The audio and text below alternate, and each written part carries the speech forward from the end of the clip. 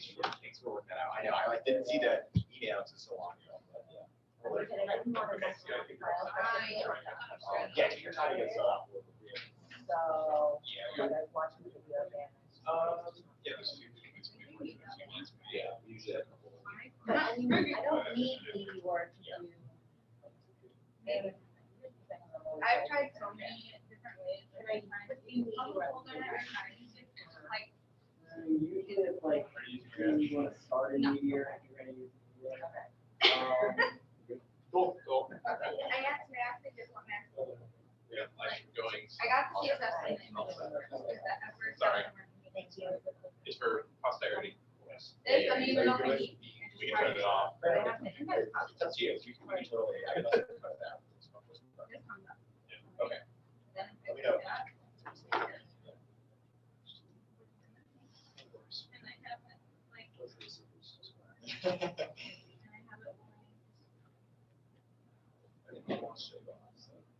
I have a link directly here. So we are right now on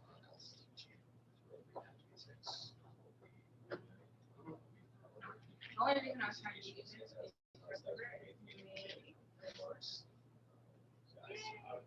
yeah, because I have to give it like accessibility, we so it'll show up. Otherwise, it won't get it. JavaScript, obviously, all that.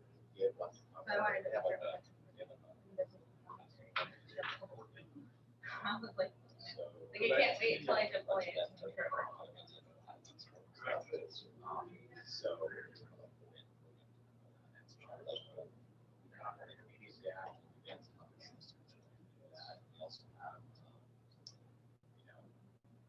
Testing and application, that sort of stuff. So, yeah, that's what we got. Wait, and the path is correct here. Yeah. I don't. Yeah, we did like a monthly. That's okay. I just wanted to make sure I was doing something like. It looks correct. Yeah. This? Thank you. Yeah, no, I know. I could potentially just.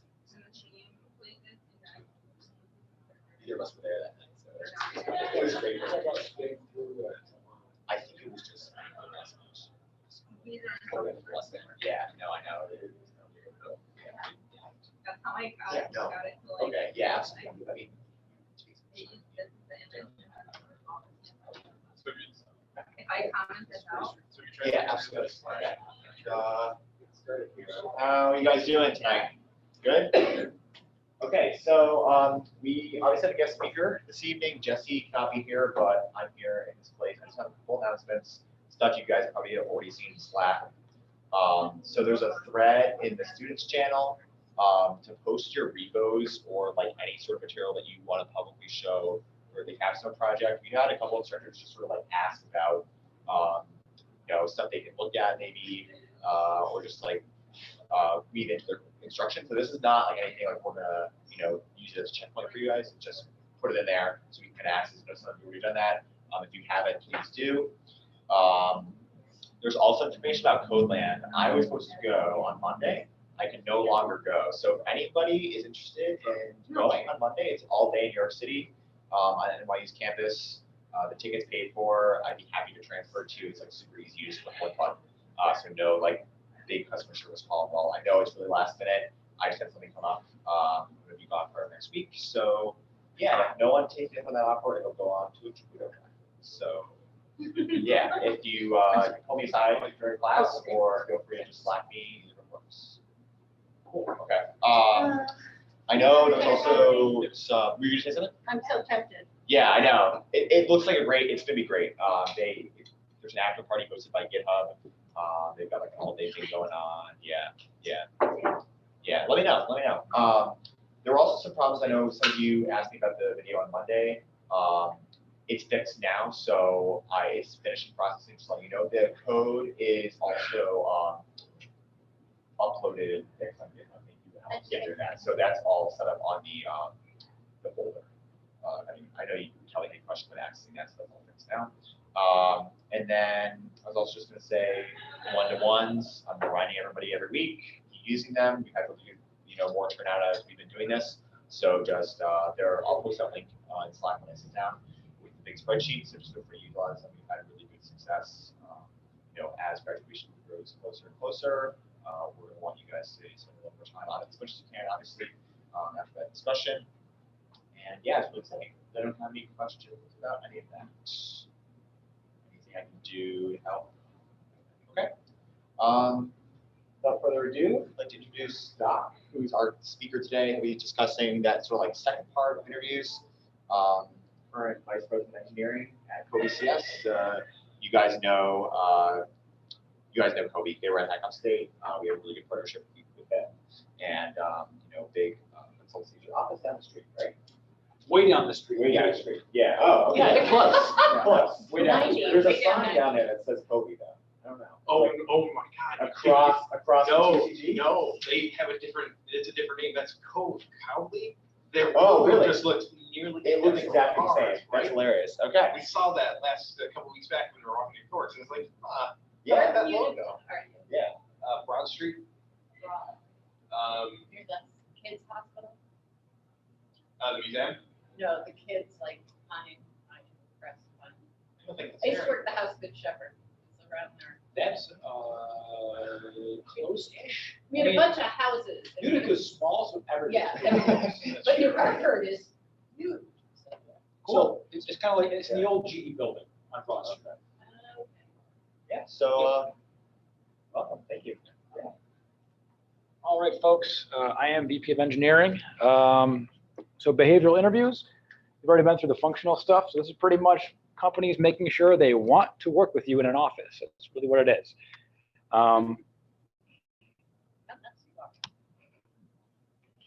And quantifying it, yes.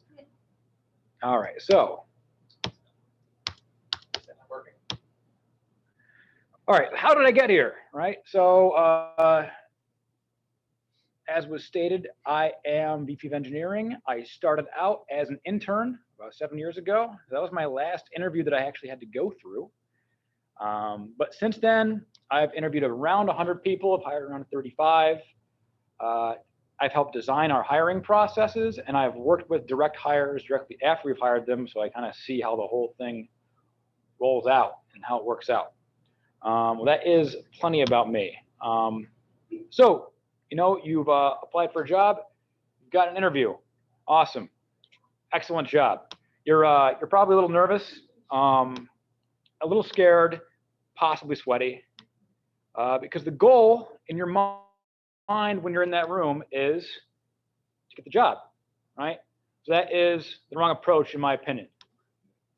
The goal is to find your fit in an organization, right? If you're in the wrong place, trying to get the job isn't going to do you any favors. It's not going to do the organization any favors, right?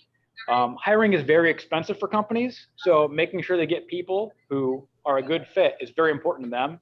And if it's not a good fit for you, having short employment periods on your resume does not look good. So really, that's the most important thing to remember. Not to impress people, it's just to be you and for it to be good. All right, so according to this cherry pick study that reaffirms what I already believe, this is what interviewers really care about. All right, look at this. With our culture, top one, passion and excitement for the position. That goes along a lot of the points where it's, people ask, do you do anything like this at home in your spare time? That is passion. Or do you just grind through it because you need money? Right, that's a much different level of passion. And people are always nervous about answering the questions the best. Sure that. Best answer for your questions, down there. I'm actually just going to walk through the Minority care about that. Sorry. All right. So in general, when you're asked questions in these behavioral interviews, it is, tell me about yourself. What have you done? Think about what you would do. So if you can Google this, the STAR framework. It's I ripped it off several different slides that I've seen. In general, you're given a situation. Tell me about a time that you, blah, right, in which you had to solve a task. You had to do something, right? And there are challenges involved. This code, and then we. You have to describe what action you take to fit those challenges. The best way to think. And then the result. What did you accomplish? Can you quantify that? Can you say it quantitatively, qualitatively? How did you overcome? So, this is important. You got to really listen to the question, because if you answer that, all those steps before, and you don't really answer what they're asking, that's not good, because it looks like you're not a critical thinker sometimes, or looks like you're so nervous that you skipped over what they're actually trying to accomplish. So, take a deep breath, just listen to what they ask you, and go through the steps. Almost every behavioral interview question follows that STAR method. It's classic. For instance, your name, Tim. Tim, tell me about a situation when you were on a team and someone wasn't pulling their weight. We got situation first, right?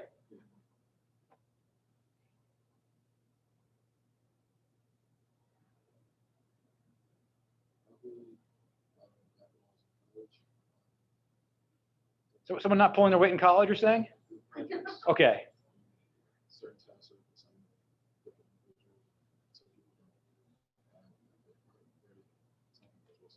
All right, so you're in a group, somebody didn't do their part. Classic, right? So what needed to be done was whatever you're doing for the group project, right? What'd you do? As a team, we just put together and try to make up for what wasn't a particular person to finish. Gotcha. You just plow through it, right? Yeah, because you got to do what you got to do, right? So, and then so, what did you accomplish? Did you get the product done? Did you get it done on time? Very good. All right, because turns out in the real world, people also don't pull their weight sometimes.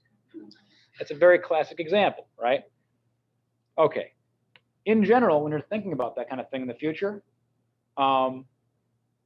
they're looking for, or the interviewer is looking for, what action you took to resolve a situation. To put it in that kind of terms, right? Just remember that. Here's one I like a lot. Your name? Kelly. You're out to lunch and you ordered a salad with dressing on the side, but received the salad with dressing on it instead. What do? Well, first of all, I never go there again because clearly they've messed up this order. So how can I trust them in the future? No, I'm joking. Joke. Well, once I saw it, I would politely ask the waiter or waitress or wait person and come back over if it would be possible to get the Cool. So I love that question because it's framing, do you want to force someone to get you what you asked for in the first place, right? And different levels of empathy, right? I've worked in a restaurant. I understand how hectic it is. Doesn't mean I got to eat the salad.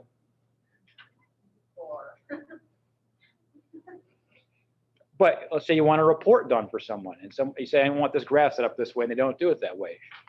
Are you going to take the report that way, or are you going to make them do it again, right? That's how it translates. Everything can be broken down to a small, simple task, and how you're willing to change that outcome is something people might want to look at. Okay, so talking shop, right? We're having these conversations with interviewers, and behavioral stuff, for functional parts of for interviews, when you're actually writing code or solving engineering problems, it's very much in the weeds. But sometimes in the room, you might just have an engineer who you're talking about how they solve things, right? It's important to know what you applied for. Know what the job is you're applying for.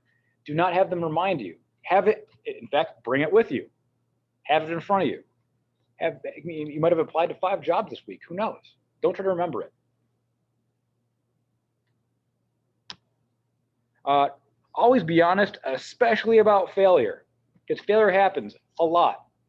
The saying is what? Fail early, fail often. Instead of trying to cover up, say, oh, I'll give excuses why something didn't work. Say, oh, we learned this failed because of this. We learned this, and then it's over. It's behind you. Now the next thing can happen. Get over it, right? Honesty is great, but don't want to overshare. try to avoid dropping names of people who would be I don't know, in a negative context or companies. You can just say, I work with someone, or at a former employer, this happened, right? It's generally not good in an interview to throw somebody under a bus. So, remember to use the STAR framework we just talked about, because I didn't make those frames for no reason. It really is generally how all questions are asked in these interviews. And remember to breathe. People can be very, very, very nervous in interviews, and it's not helpful. You just got to get used to it. Breathe, inhale, exhale, get over it. It's fine. You're going to be fine. It does not help you solve problems when you freeze up and get nervous beyond the point where you can do anything. All right, let's look back at the data that I cherry picked. All right, so again with culture, just to speak to every one of these points. What culture is every day when you go to work, you just get along with people. You don't have to believe the same things they believe. You just have to have certain core values, like people want to work hard, be nice to each other, take responsibility for what work they did. Certain workplaces might have its own culture, and that's fine. We do Nerf wars at the office. At this point, I'm bored with it, whatever, but I keep my Nerf gun glasses handy, and I just deal with it when I get shot. It's fine, whatever. Yeah, there's the desk it's closest to mine. I get shot in the face a lot. It's fine. It's fine. So passion and excitement for the position. I mean, this is a really hard one. In technical positions, you're very lucky if you get to be placed in a position where what you do for work is great. That is really difficult because generally, if you get that position and you kill it, it means you get promoted to a job where you no longer do that. So that's kind of rough. But really, if you're in here to program and you love programming, express that to people. Tell them what kind of libraries you like. Tell them what kind of problems you like to solve. That's excellent. Match the job description. Make sure you're applying to something that you're qualified for. That'll get weird real fast in an interview if if you have no training with what you're trying to do. Details. Make sure you can speak to anything you have in your resume. It can't be just word salad, jQuery, Bootstrap, React 15.x expert guru. You have to know what you're talking about. Confidence is halfway down the list. Because really, interviewers know you're nervous, and it's hard to be confident, especially when you're first starting out. How can you be confident? It's worse to be overconfident as long as you know everything, when in fact you do not. So their ability to make an immediate impact. It's next to impossible to make an immediate impact with a technical position because generally there's so much technical depth, so much learning you have to go through in the job, in the tech they use, plus with the corporate policies.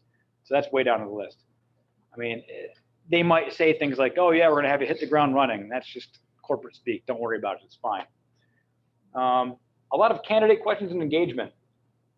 Ask a few questions, that's good, but do not interview the interviewer. Don't do it. The best answer to my questions all the way down there, you're not expected to know everything they're talking about.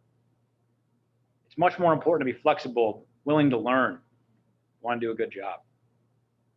Physical energy and great stories at the bottom. It's fine. Just ignore those. We're not storytellers.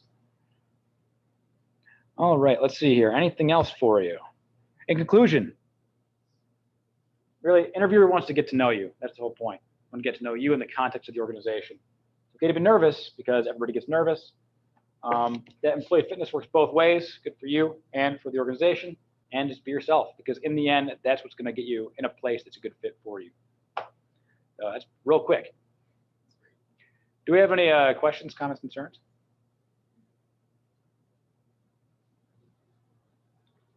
I do. I have one. Hit me. So I took time off to raise my kids. So yeah, they're not so hard. But everybody always talks about, gaps in your resume are bad. I would say gaps in your resume are bad if you don't have a reason. People don't often. I mean, that's a classic reason for people taking time off, though. I wouldn't. I mean, I was just, you know. And I kind of get some, I have a gap in mind, Right. because I quit both of my jobs to go into different careers. So, But again, just so I think that the feeling is that in like, maybe today's society, it's not something that's done normally now, so to speak. People are like, when they look at it, like, who's left to go there? I put on your resume. Left take care of my family. No one's gonna hold that against you. I mean, everybody has family and they have to take care of their stuff, right? It's way different than like left to, follow fish for 6 months, which is still all right, but it's still not great. Yeah, it's just harder to explain. It's really hard to explain. It's much different to explain that. But yeah, So I'm actually looking to go back to school. Cool. It's a great just find myself in it. Yeah. But I was just wondering what I could do to sort of keep practicing, because what you want, like I'm realizing now that computer science program at my school is not actually great in terms of preparing you to go out there and get a job. Competent and work hard. yeah, it's not job training. No, not exactly yet. So, but this, I've gotten a lot from these programs that I've never learned about those things right now. So I'm just trying to stay on top of this and keep this going. But yeah, like I mean, school can get overwhelming sometimes. Oh, for it's sure. just like, is there something you can do out there, like some sort of internship? Ongoing internship? Oh, for sure. Yeah. So internships are I think the easiest way to get any type of experience, because when you first start, really nothing's expected of you, right? They expect to train you to do something. So almost every company who hires developers hire interns for development.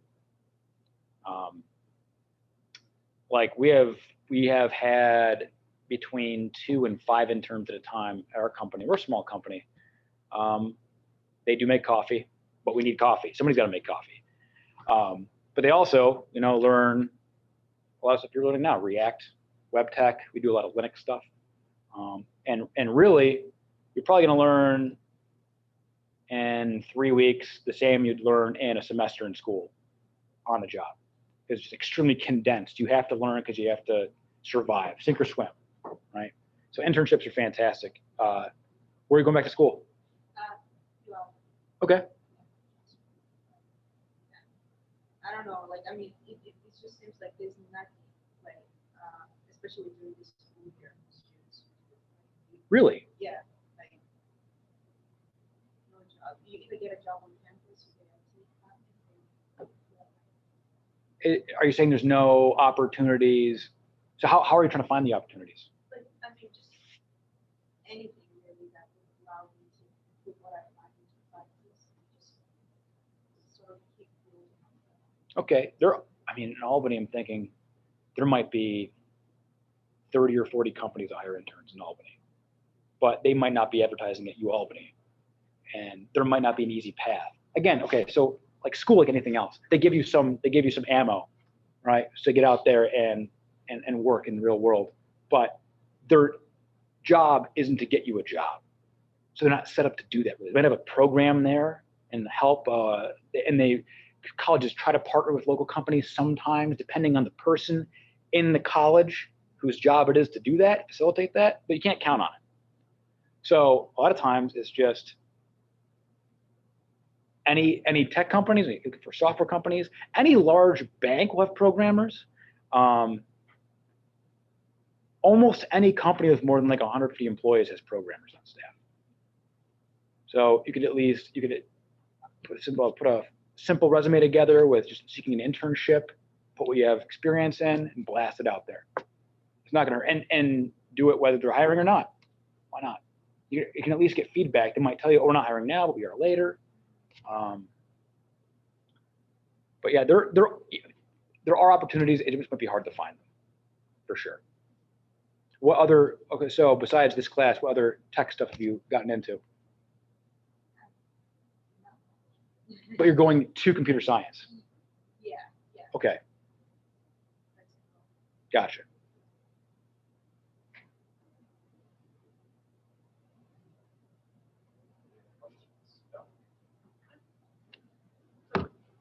You said that fitting in with the culture was the most important thing that you look for. How would you describe the culture at BTS? It's a fantastic question. Caffeine, memes, Slack. Is that accurate? So are you like? Yeah, this is dressed up today. I dressed up today for work because of this. It's normally like a death metal shirt, but hoodie, and I should dress up more often. But anyway. Yeah.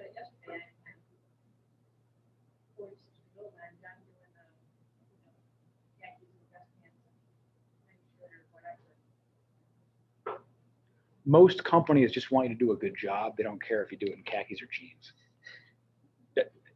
But that's newer culture, right? That's what we're talking about. Some, if you go to like, TD Ameritrade, you might be wearing slacks. I don't know. But yeah, insurance companies are still really uptight for the most part. Banks, for sure. Just, again, traditional companies.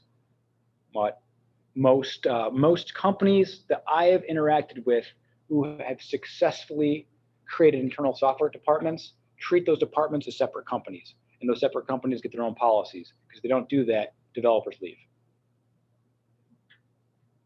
People want to be comfortable when they work, and in the end, that's what matters, getting the work done. Yeah.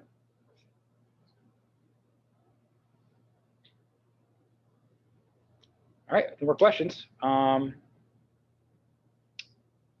I didn't bring any cards, but we are almost always taking in internships. If you go to covics.com/careers, if you're ever interested, you could put a resume in there, and yeah, I'll take a look at it.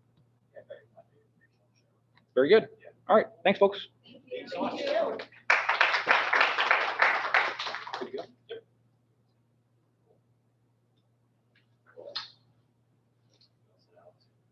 I'm all set. Yep.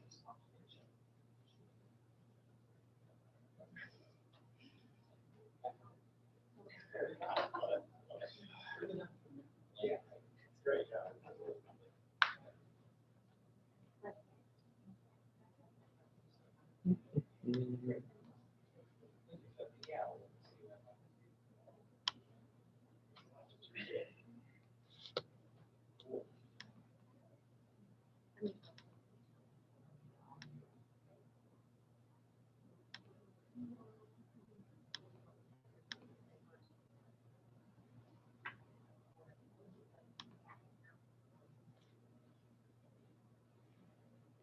Okay.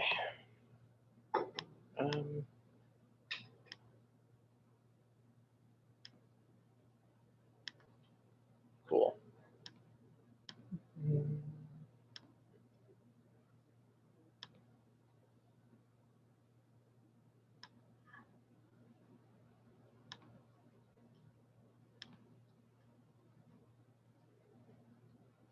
All right. How did everybody make out last night with their assignments? Anybody get a chance to go through and block out their capstones? I mean, I was working on it today, but I was telling you. Mhm. I got my I couldn't stare at a computer. Sure, that's perfectly fine. I did the wireframe and then I was trying to just follow along with the video, but the file structure was different. Yeah, So. sure. Gotcha. Yeah, for that, I'd say if you want to do a Meteor, I would either talk to Max or I know Garner was helping you out. I'm always available too if you need to. So. Don't have a preference, it's just when you talk to Max. He does really like Meteor. He does really like it. So every time you talk to someone, like, when Jeremy was just here, I was like, just do it, HTML and CSS. Everyone has a different opinion. Wait, Max told me HTML, yes. will do. Well, we're doing different things, so. Start. Anyway, I mean, I think it just depends on what you're doing, or Yeah. where you're at, where Yeah. you're at. Start. Yeah. And then it depends on what you're gonna use, or like, if you're gonna use React.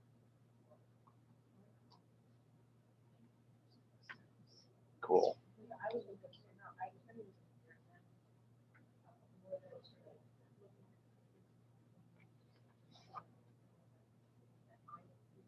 Find that That's what Alice says, you know.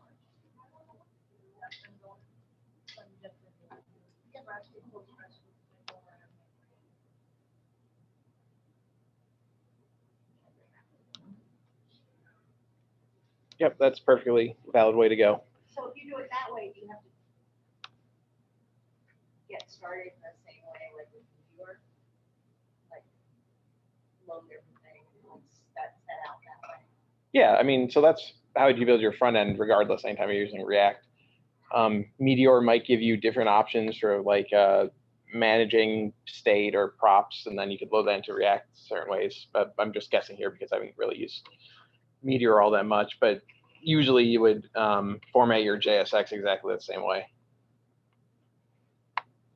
Yep.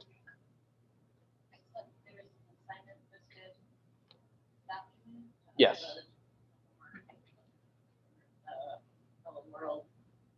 Mm-hmm. Nope. Yep. That's right. That was Monday's assignment. Yep.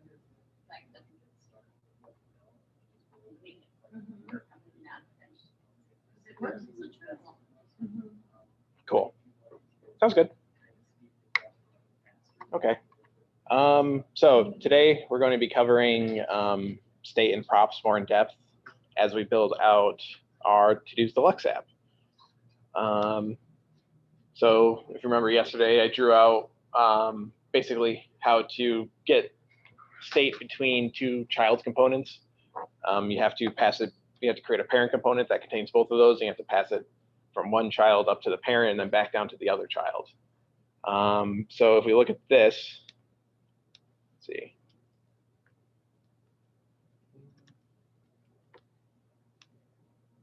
This is basically doing the same thing. So in that instance, we take the input from the form, we pass it to the to-dos list, generates a to-do for us, shows it in here. But we can also go back the other way, where we load the data from the existing to-do into the to-dos form. So there's an invisible parent container component that hangs out in the background here and manages our state for us for those two components. So let's see what that looks like in code.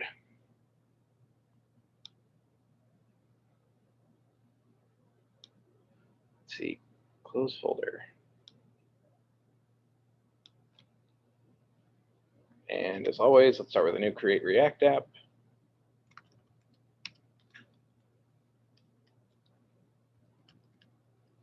npx create React app, and we'll call this state props.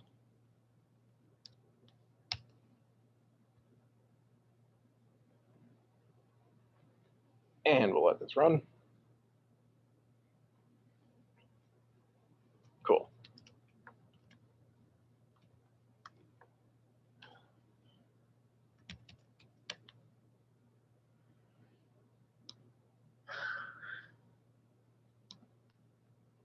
I'm sorry, what are we doing? Are we building a new? Oh, we're going further from the one from last night. Yep.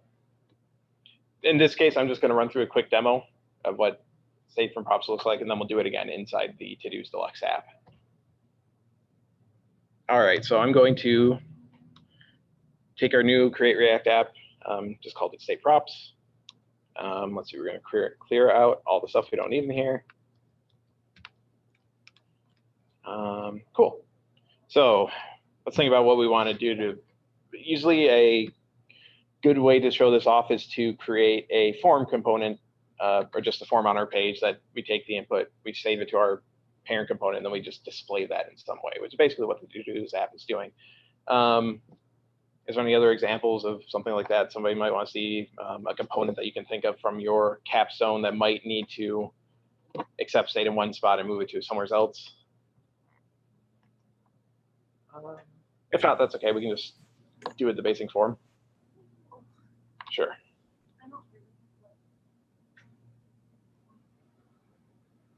Sorry? I don't think it's a form though, like when they input their score and then it has to be go to the other, like, Oh, like that table view? yeah. Okay, we can show that.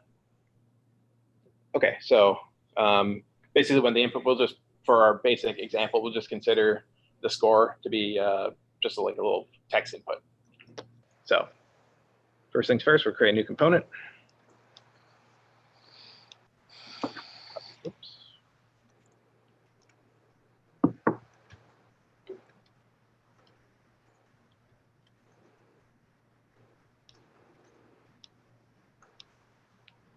Call this score input dot JSX. Cool. Yeah. Uh-huh.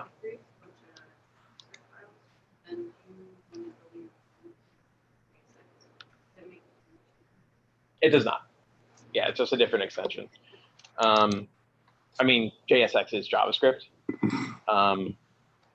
Basically, it just lets other people know what's going to be in that file. Yep. Okay. So let's see. Let's rename this to score input.jsx. Then let's, oops, not JSX. Actually, let's change this up a bit. We'll say class score input extends React dot component.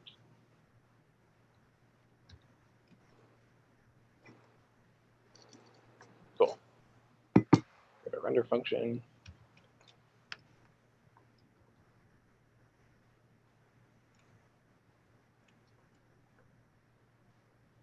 All right.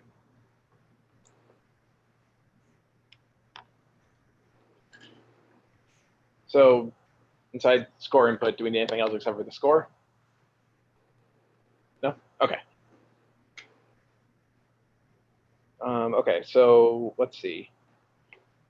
Because we want it to be tabular data, I'm going to put a counter. So every time it enter a new score, it will input it, and then the counter get passed back to the table to say which row it should go into.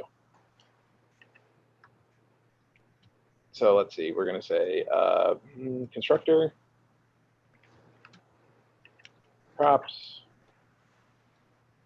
super props. What's your problem here?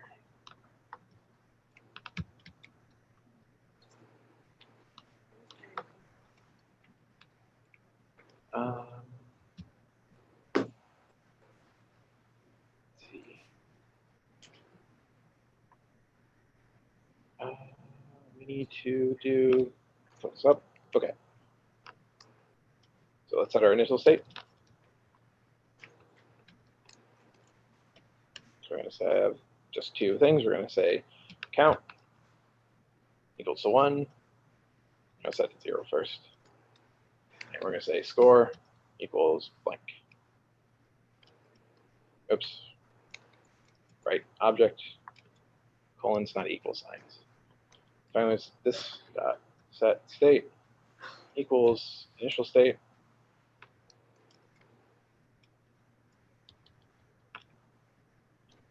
Okay.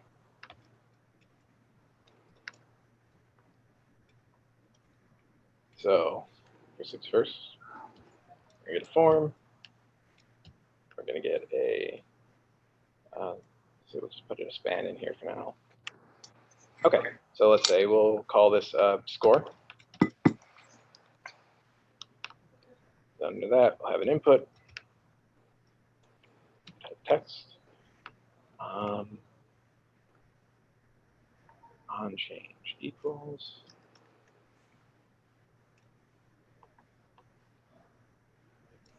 Oops, right.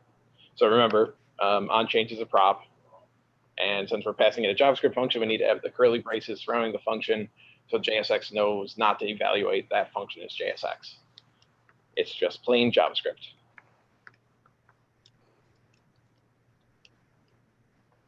All right, so basically our onChange function is just going to be real simple.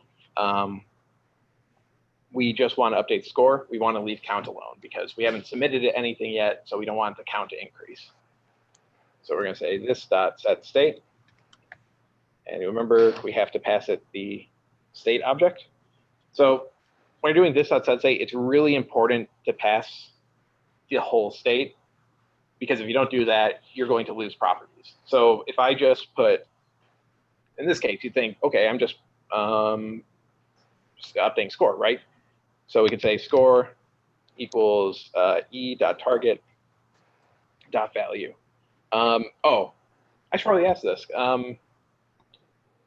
When I say e as the argument to this function, let me zoom in too. Do you know what that means? Event? Yeah, basically. So event is like the event object that gets past the handler. So when we can say e.target, that means the target of the event. So because it's an on-change event, it's the HTML element that was changed. And then .value means we get the value of that element. So really, e.target.value means use the target of the event, in this case our input, and get the value of the input, which is our score. So that's why we get that score equal to e.target.value. Okay, back to set state. So if all we pass into our set state is this score, all that's going to be in our state is score. So because this the state is immutable, every time you say this dot set state, it's essentially passing it a brand new object to put into the state. So if your new object doesn't also include any state you wanted to keep, you're going to lose it. So there's a real easy way to get around that, and that is by using the object spread operator, which looks like this. Yeah. Sorry? I said, yeah. Oh, okay. Wait, do you know about this? Thread? Yeah. We talked about it once or twice, like Okay. much earlier. Yeah. Yeah, basically. That's cool. I'm glad you've heard of this. I don't have to explain too much about that. So by doing that, it just means we can catch everything that's inside the state object. You don't have to worry about it now. So you only have to update the thing that's going to change. All right. So we'll put our closing tag.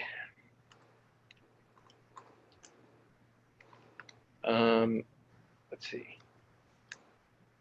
That should be at the end of this one.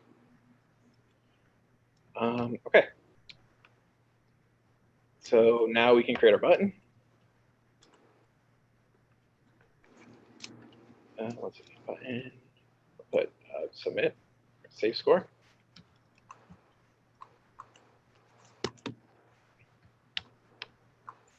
And now we also want to put an on-click handler. So this is just an on-click event versus where the other one was a change event. Basically operates the same. So now we can say this dot or score. Oh yeah, this dot set state. This dot state. So in this case, we're updating both the score and the count. So we don't really need this dot set state. If you think of that, you can kind of keep it out, but it also won't hurt anything if you throw it in there. So you can say score. Actually, we don't need to update the score. The score can just stay the same because we're just submitting it. All we have to do is increment count. Count this dot state dot count plus 1. Cool. Oh, and we also have to do e.prevent default. so it doesn't restart our page or refresh our page for us. All right, so now we can go into app.js. We can import our new component, which is score input, capital S, from /score input. Nope. No quotes around this one, right?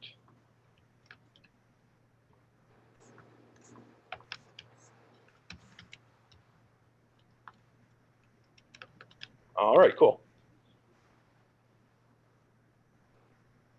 So now we have our score input. We have our initial state set up. We know that when we change it, it will update that state. Now we just need to get the state into the parent. So to do that, we have to define a few functions inside our app component. So let's see. The first function I'm going to do is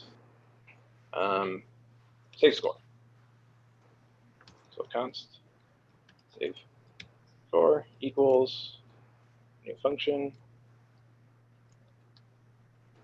I call this score state.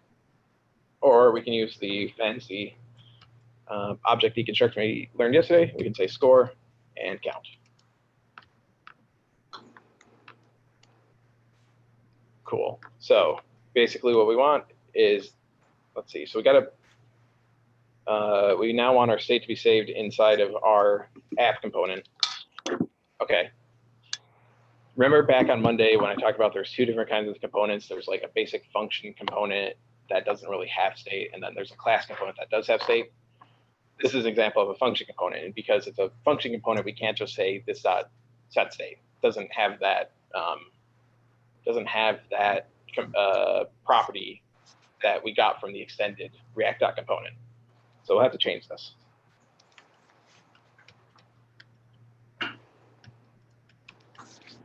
Sends React.component. Cool. So our constructor. Oops. Props. Super props. We'll set up our state.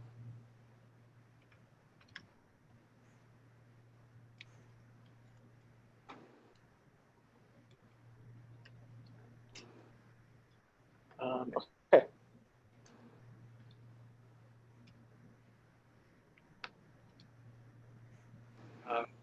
So this is a case where we got to think about what we really want from our child versus what we want from the parent. So what do we want from our children? I have nothing. Sorry. That's okay. Are we the only one? We're the ones with kids. Are you the last kid? So we're doing yours. Sorry? I'm talking to Karen. Oh. Yeah. Okay, so in this case, what we want is we're only getting one score back from the child and also its count. But that doesn't really help us because we want to keep track of all the scores, right? So inside the parent, instead of just having a single score property, we want to have scores, which is going to be an array. Count is also important because that means we can get the number of rows. So we can, instead of saying count here, we can say most recent target. That's just going to be 0.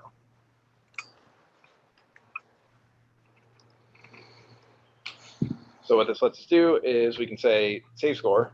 We can say this dot set state.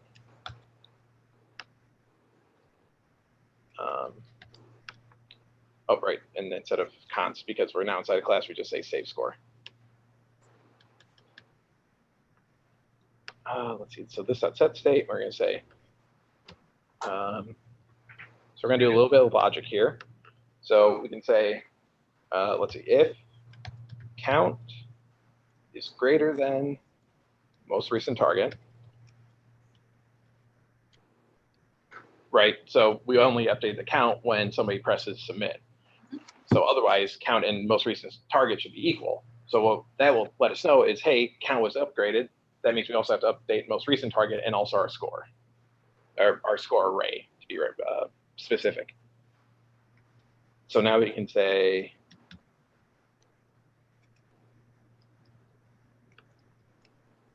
so because count is greater than most recent target, we can update our set state. So we can say most recent target is now count. And our scores are going to equal. So not only can you spread with objects, you can also do spread with arrays, which will just give you back all your array values. So this dot state dot scores and score.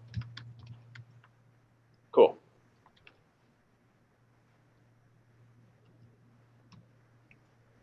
All right. And there's one last thing we have to do. If we were going to run this now, this would be undefined in save score. And that's because this doesn't really exist outside of the constructor at the moment. Or I forgot to say this dot set state equals initial state. So what we have to do is bind the value of this to our function. So we say this dot save score equals this dot save score, this dot save score dot bind this. So basically what that means, after we run our constructor, we say, hey, save the value of this, which is our basically our React component, because we need this dot set state, right? Or we need this dot state and this dot set state and so on and so forth. Take that value of this that has those properties we need, and make sure that whenever we call save score, we have access to that exact value of this. So that means when we run down to save score here, this is the component now instead of being undefined. Basically, anytime you want to have a function inside of your class run that isn't part of the React isn't extending a function from React.component, always need this dot your function name equals this dot your function name dot bind this. Very important. Don't forget it.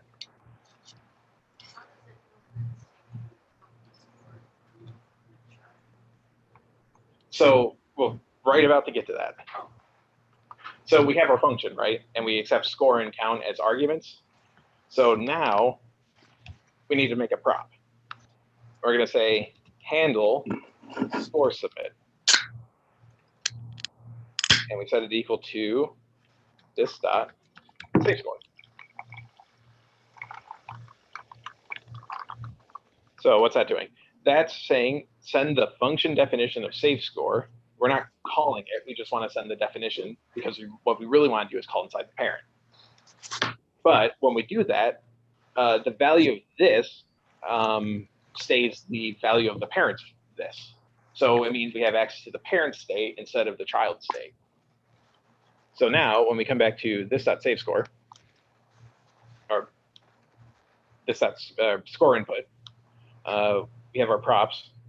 So now here, when we click on click, we can remove the this example here because we don't want to set it there anymore necessarily. We want to say this dot or not that. This dot props dot save score. All we gotta do is pass it this dot state dot score, this dot state dot count plus 1.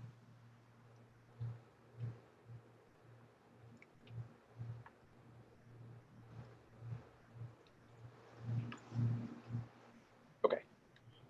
So here's another example of this. Let's see. I think this is going to say this is undefined. Unexpected keyword this. Yeah.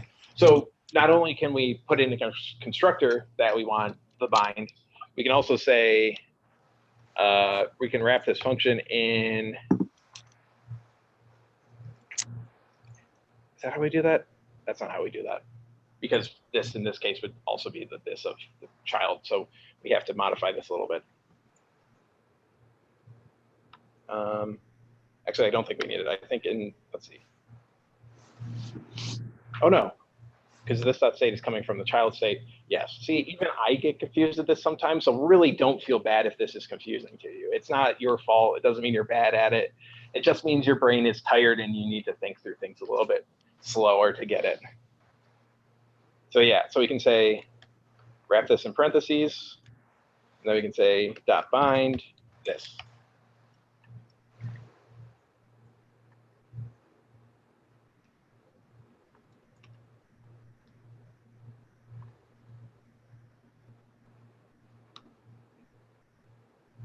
Oh, and it's still an unexpected component, huh?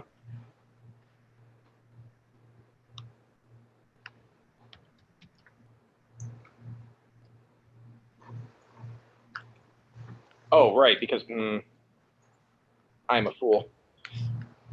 So the problem here, we're trying to set this as a property name, and I just forgot the properties. So score and count.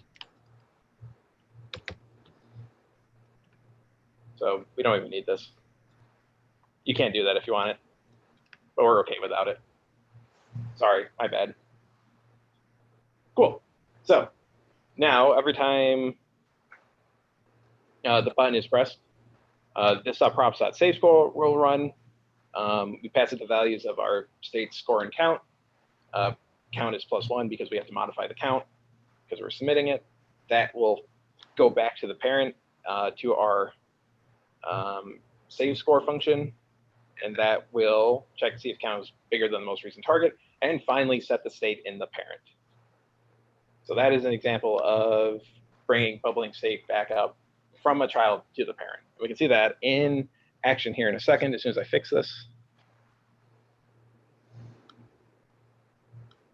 Right, because it needs to be render outside of it, because we're in a class now.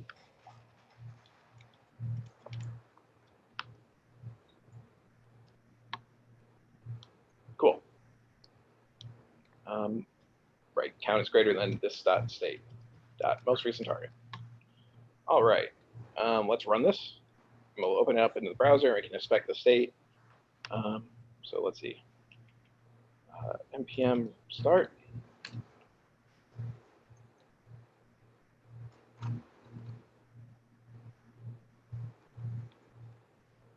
Cool. Okay. So say I'm going to open up this developer console.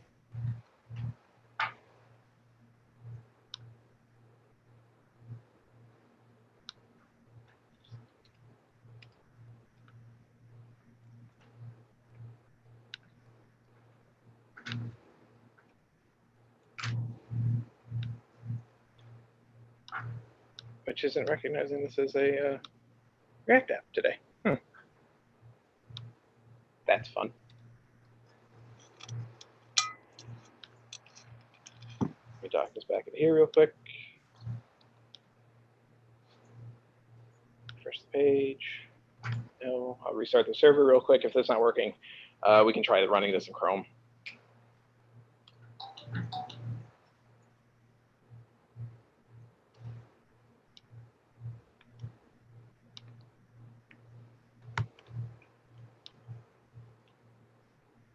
Okay.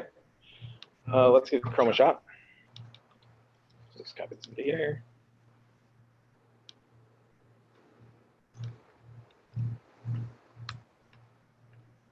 All right, so we got a format at the top.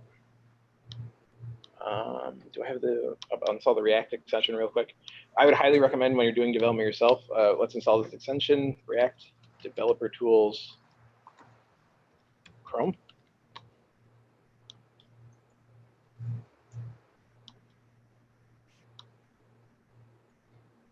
So Firefox has it built in. Google Chrome does not. You just have to install it. So if you refresh here. You have to install it in Google. Yes. What is it Here, I'll paste the link in student resources.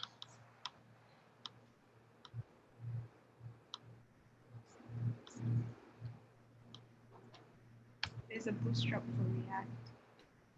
React Bootstrap. Yeah. So later on, I'll go over another one. So React Bootstrap is using Bootstrap 3. Then there's another package called ReactStrap, which uses Bootstrap 4. So either of those are perfectly doable. Just ReactStrap is newer. Also, React Bootstrap might be a little bit more complete. It seems like I found a little bit few areas where ReactStrap doesn't fully implement Bootstrap's API. For example, there's a form checkbox class now that exists in in Bootstrap 4 rather. Doesn't exist in ReactStrap, but you have to add a class name and then specifically put in form checkbox. So just something to keep in mind when you see your checkbox is looking really bad and you're like, why is this happening to me? That's why. They just didn't implement it. So let's go back to here. We will look at the React app again. Let's see, where does the React thing live? I think it's down here, inside console. Do I have to completely close this?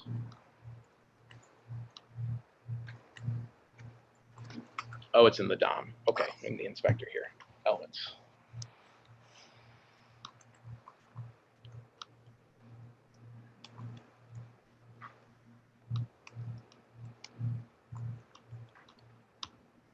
Let's open real quick. There it is. Oh, it's also just not loading.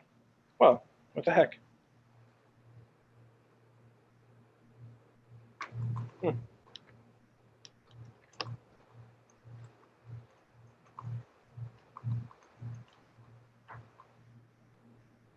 Oh, that's not a great way to start this.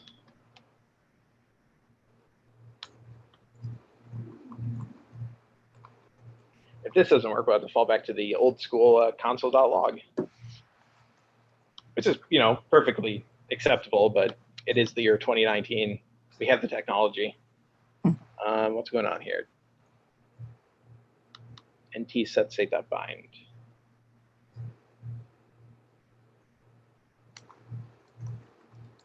Maybe my code is bad in some spot.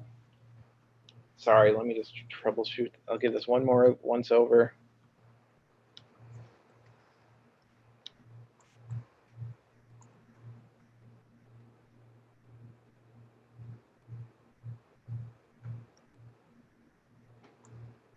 I'm not sure. Okay.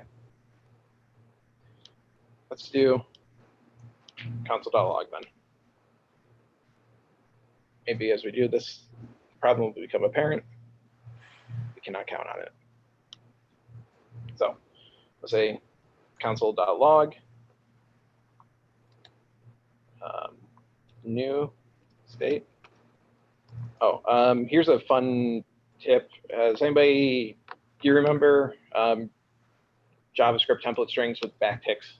Mm-hmm. Cool. Don't have to cover it then.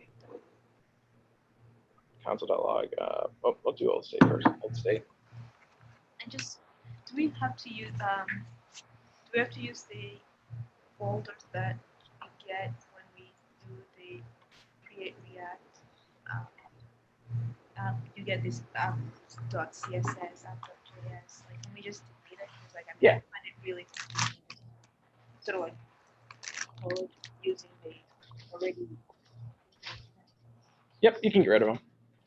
The only one I recommend you keep is index.js, because that contains this function here on line 7, react dom.render, document.id, and root in parentheses. So that's how your React app actually gets onto the your index.html. So there's an index.html file inside the public folder. And if we scroll down through here, most of this you can ignore, but the important part is this div id equals root. So basically what that means is when we say react dom.render, we give it the component name and the we give it get document by ID. It's looking for this ID here, and then it will render out whatever component we tell it to render out in that function. In this case, it's app. but you can always change it to something else. Can you just go over that, like when you finish things like this? Yeah, yeah. I can rename the app.js file to something else, so it's like we created our own. Oh. Yep. Let me just finish up with this part here so we can see the state changing. Okay. Console.log, new state. We'll just say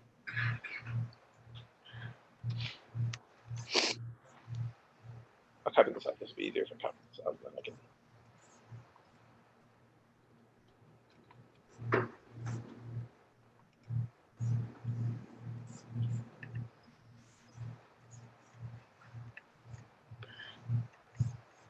Const new state equals. We can say new state. Actually, you know what? So there's another function we can use called console.table, which will give you a tabular view of our objects. Let's use that.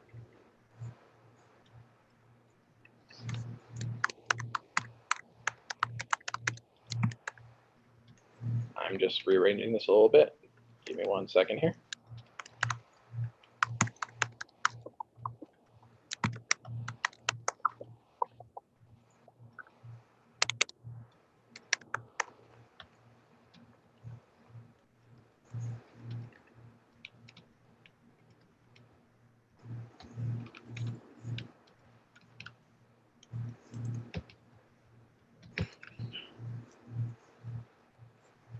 Cool.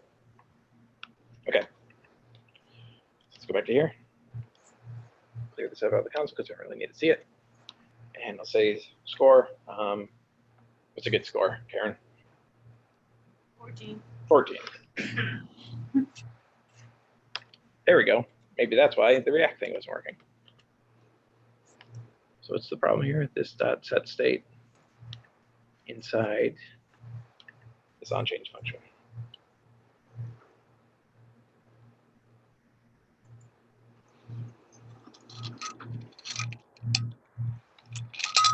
Maybe we do need the bind.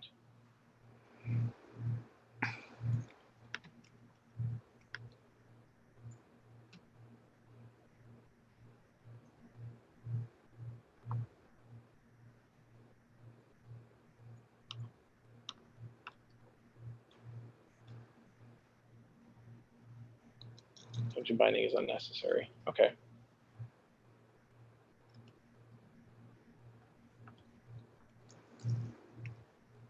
So why isn't this that set state of function? What does bind do? Bind just makes it so that the value of whatever argument you're passing into bind is available in the function when you try to call it. Okay. So if you wanted a variable in your function called, I don't know, cat, but you didn't define it inside the function, you define it outside, and you want to make sure your value of cat at the time is available to that function, you can say this dot function equals this dot function dot bind cat. And then cat would be available inside that function no matter when you called it. Okay. It's kind of one of those things where you don't really need it until you need it. Okay, so let's see, why isn't this working?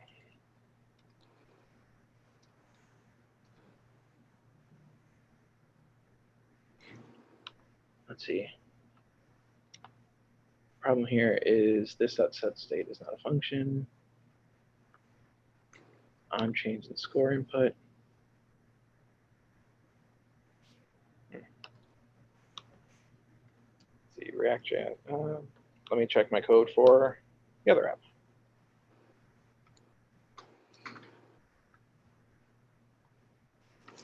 So let's see, where do we have App Deluxe?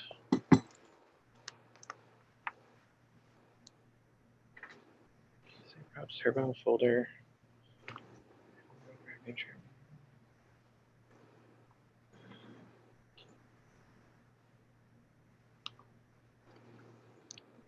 Oh, it's on my other desktop, huh?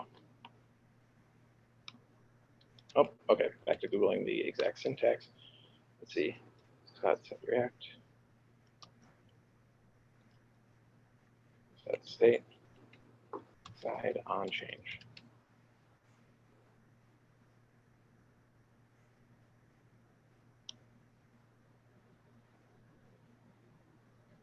Ugh. Medium.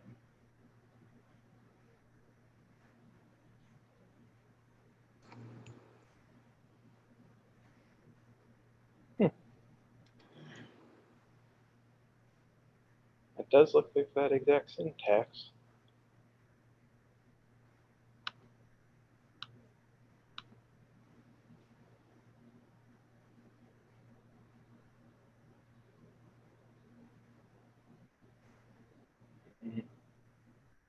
All right, how about this? All right, how about this? Instead of Wait a minute, waiting for me to finish troubleshooting this, let's take a break a little bit early. I'll figure this I'll out. figure this out when we come back. We can move on. Okay. Okay.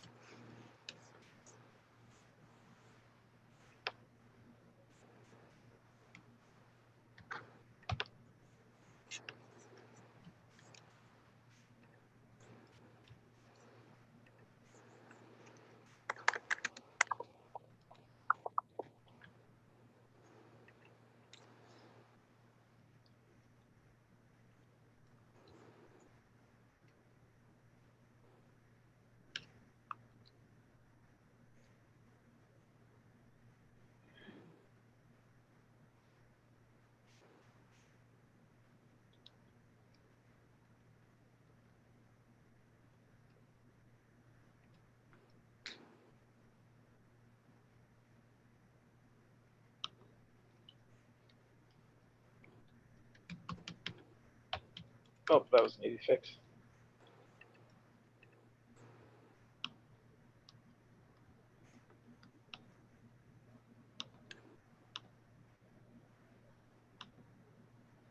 I still don't like how that's not loading, but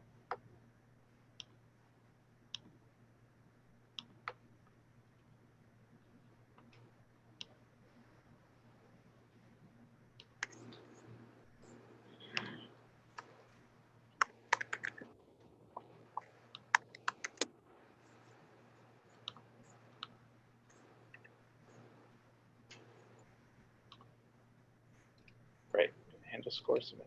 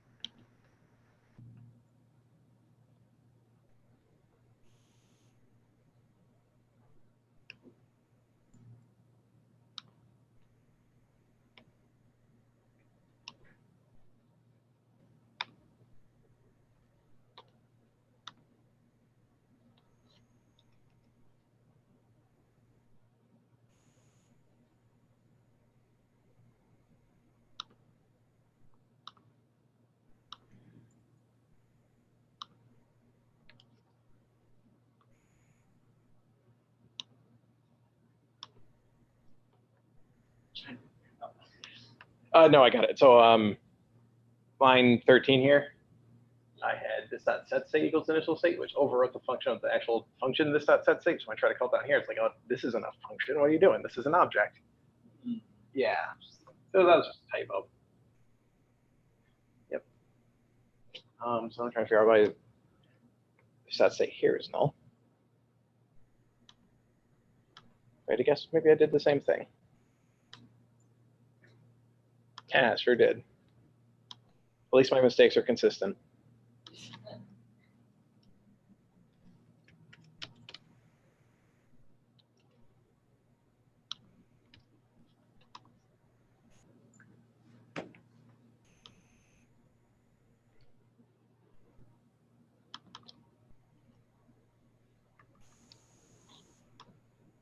So how did you get into computer science? Well, when I was in 6th grade, I Googled how to make a video game, and I've just been programming ever since. Lucky you. No, I think the best time to start is like when you're young, just like build that interest because it's easier. Yeah. Like, What got you interested? friends. I wanted to be in the same class with my friends, so I just took a Java class and I was like, well, it seems really cool. So I took another class and then here I am. Are you glad you got to do it, or is it like, oh, something to do? Yeah, I'm just trying to break into it. Like just I want to get to a place where it's like I feel confident enough to just like go out on my own and do my own thing without having somebody there to kind of help you along. Yeah, and that's why if games are like fun to make, so if you ever like are like, I really want to know more about this programming language, just like spend a weekend building a game. That's what I always do, because games are like a lot of fun. You get to play them, and then your friends can play them, and it's a good time. And you're like, now I know everything about JavaScript because I built a game in JavaScript. That's true. Yeah, that is so true. But it's like it's so hard to find time now. I mean, when I was in high school, I had so much time, and once college comes around, then you're working. Oh no, you're scaring me. It's difficult. It is hard. It's hard. Yeah, it's had fun time to just like sit down and play around on your computer and do programs. It's just so many things. Look at that. But I think I'm doing pretty well overall. It's interesting. It is definitely interesting. It's like one of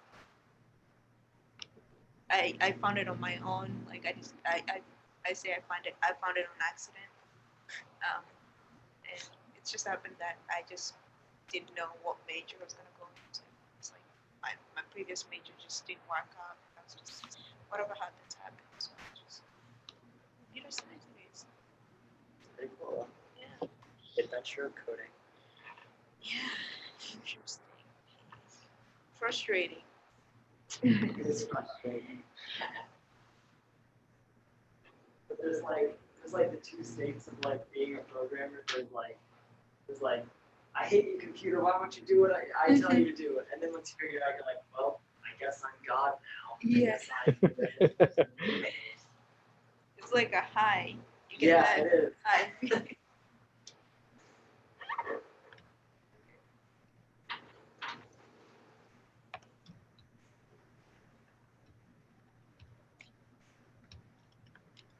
How did you get into it? I started by more like IT help desk side. I I started like building my own computers, trying to fix families' computers and friends and such, like when I was in high school.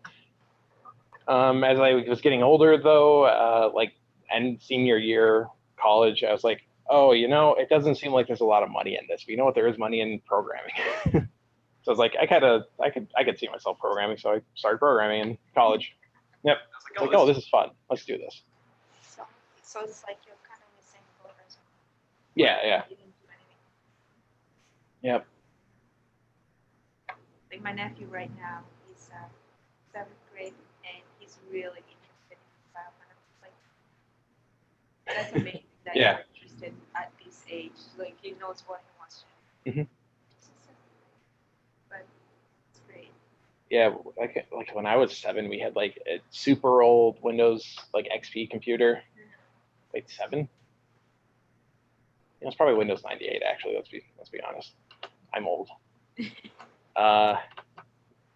So yeah, and basically the rule with the computer is don't use the computer unless you're there to watch you to make sure that you're not doing anything wrong on the computer or hurting the computer in any sort of way. So it's not like I ever got like a chance to like try things, because unless my parents knew about programming, they sure weren't ever going to let me do it. Yeah. But I'm here now. I'm happy. I'm glad I started when I did. There's nothing wrong with starting late at something. It's just important that you started it at all. Yeah. Definitely. As long as you find what you want to do. Yeah. I remember the first thing I ever did was like getting really into like computers, like at a deeper level than just like playing video games. Mhm. My Wizard 101 stopped working, and I was like, I need my Wizard 101. So I like went through. It was like, you need to download the C++ compiler, and I was like, I don't know what that means, but I need it. So I like downloaded it, and I just started playing around with it. I think it was pretty cool. And Nice. that's how his computer crashed. Couldn't figure it out.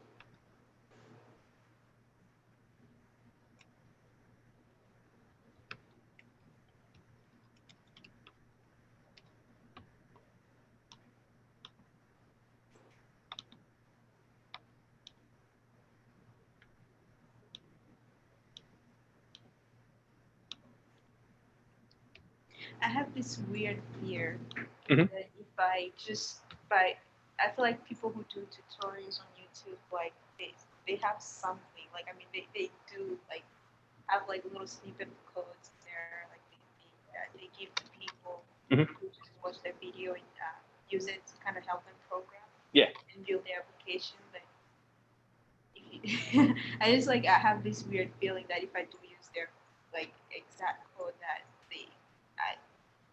they're out to get me. Like they will hack my computer. I don't know. It's weird. I mean, I feel like depending on which kind of computer security experts you talk about, they're going to say that's a little bit over much, or they're going to say, yes, that's a healthy fear. You should foster that. So it's like the same problem with like copying code from Stack Overflow directly into your programs, right? Right. You just got to make, honestly, it's safe as long as you know what the code is doing. So I'm a it's big fan of reading comments. yes. I remember one time there was a piece of software that was supposed to enable like dual GPU computers to run on Linux better, to use the second GPU. It was called Bumblebee. And one time the new commit push for Bumblebee had so it tried to remove a file in /user/ some other directory. And instead of being /user/directory with no spaces, they left a space off after user. So it deleted everybody's /user folder. Yeah. I feel like they do that on purpose. Just I mean, use it. Or how many people they're gonna get. yeah. So you never really want to be on cutting edge unless you're right, lose something. And if you're running like small, readable, easily readable snippets of code, probably a good idea to read them. Unless you really trust somebody. No. Which, I mean, if it's somebody on the internet, probably not. Okay, this is all working now, so we're ready whenever everybody comes back. I'm like kind of behind because I got an error and I was like, I gotta fix the error. Mhm. And I had no idea where it was. Oh yeah, no worries. Where are you? Well, it's just like, I don't know, at this point I think I screwed it up enough. Can you like push it to GitHub and then like Yeah. put it down there? Yep, I will. Let's see. I'll throw it up on my. You know where the code sandbox folder is? Yeah. Okay. Cool. I'll send it up there.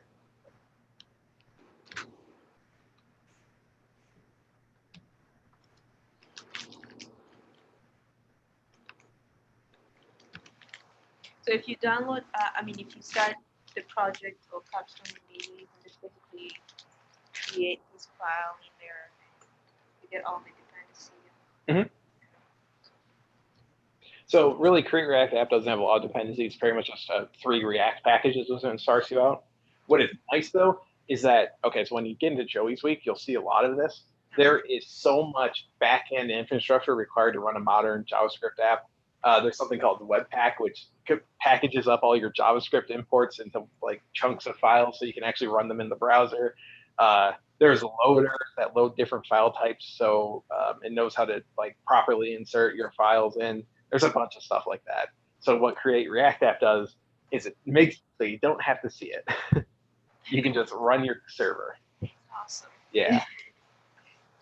I'm a big fan of it. I remember, so we got started using React.js in my company, like kind of back before it got super popular. It was like on the cusp of being super popular. It was like 2014.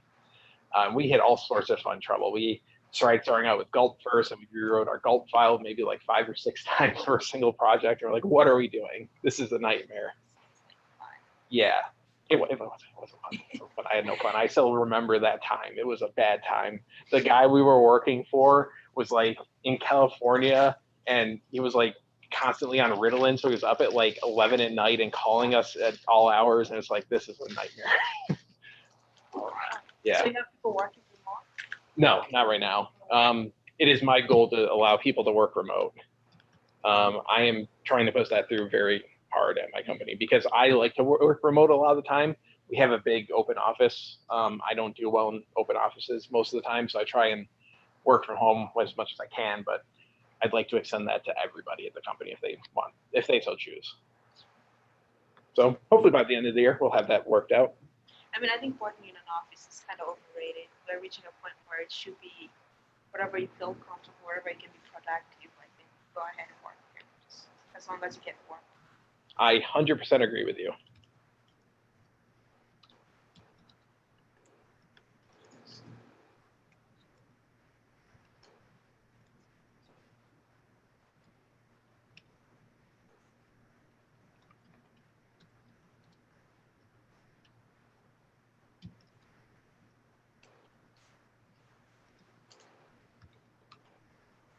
Get status. Props.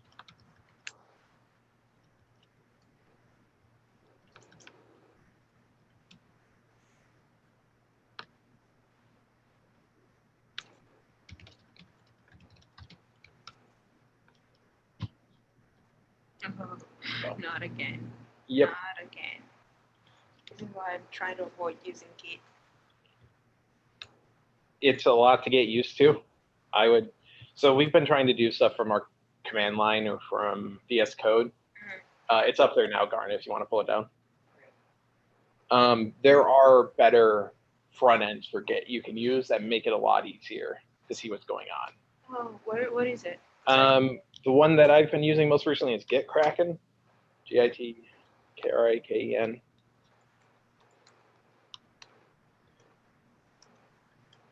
It does have a free download. There's also like a paid for version, I guess.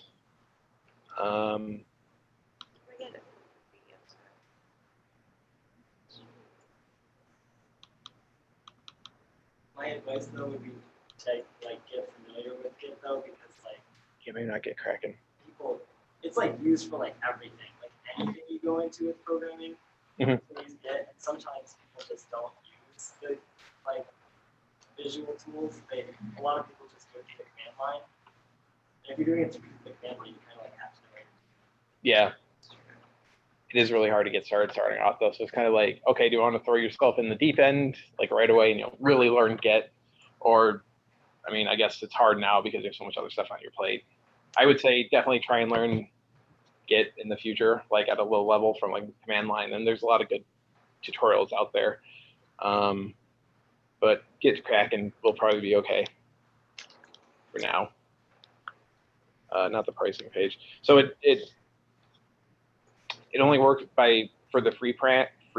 It only works with public repos. Oh. So if you want to use with private repos, you have to pay for it, but it's only $250 a month. So it's pretty reasonably priced. And there's other ones too. Get Kraken is just what I use when I feel like testing out a UI. Most of the time, though, I've gotten pretty good at command line Git. Where was I pasting that? Student resources.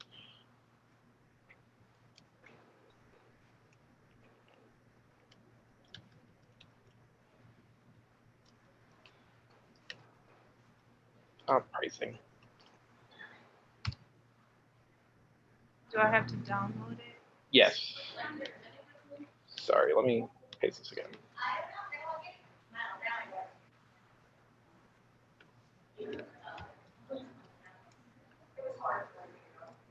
Yeah.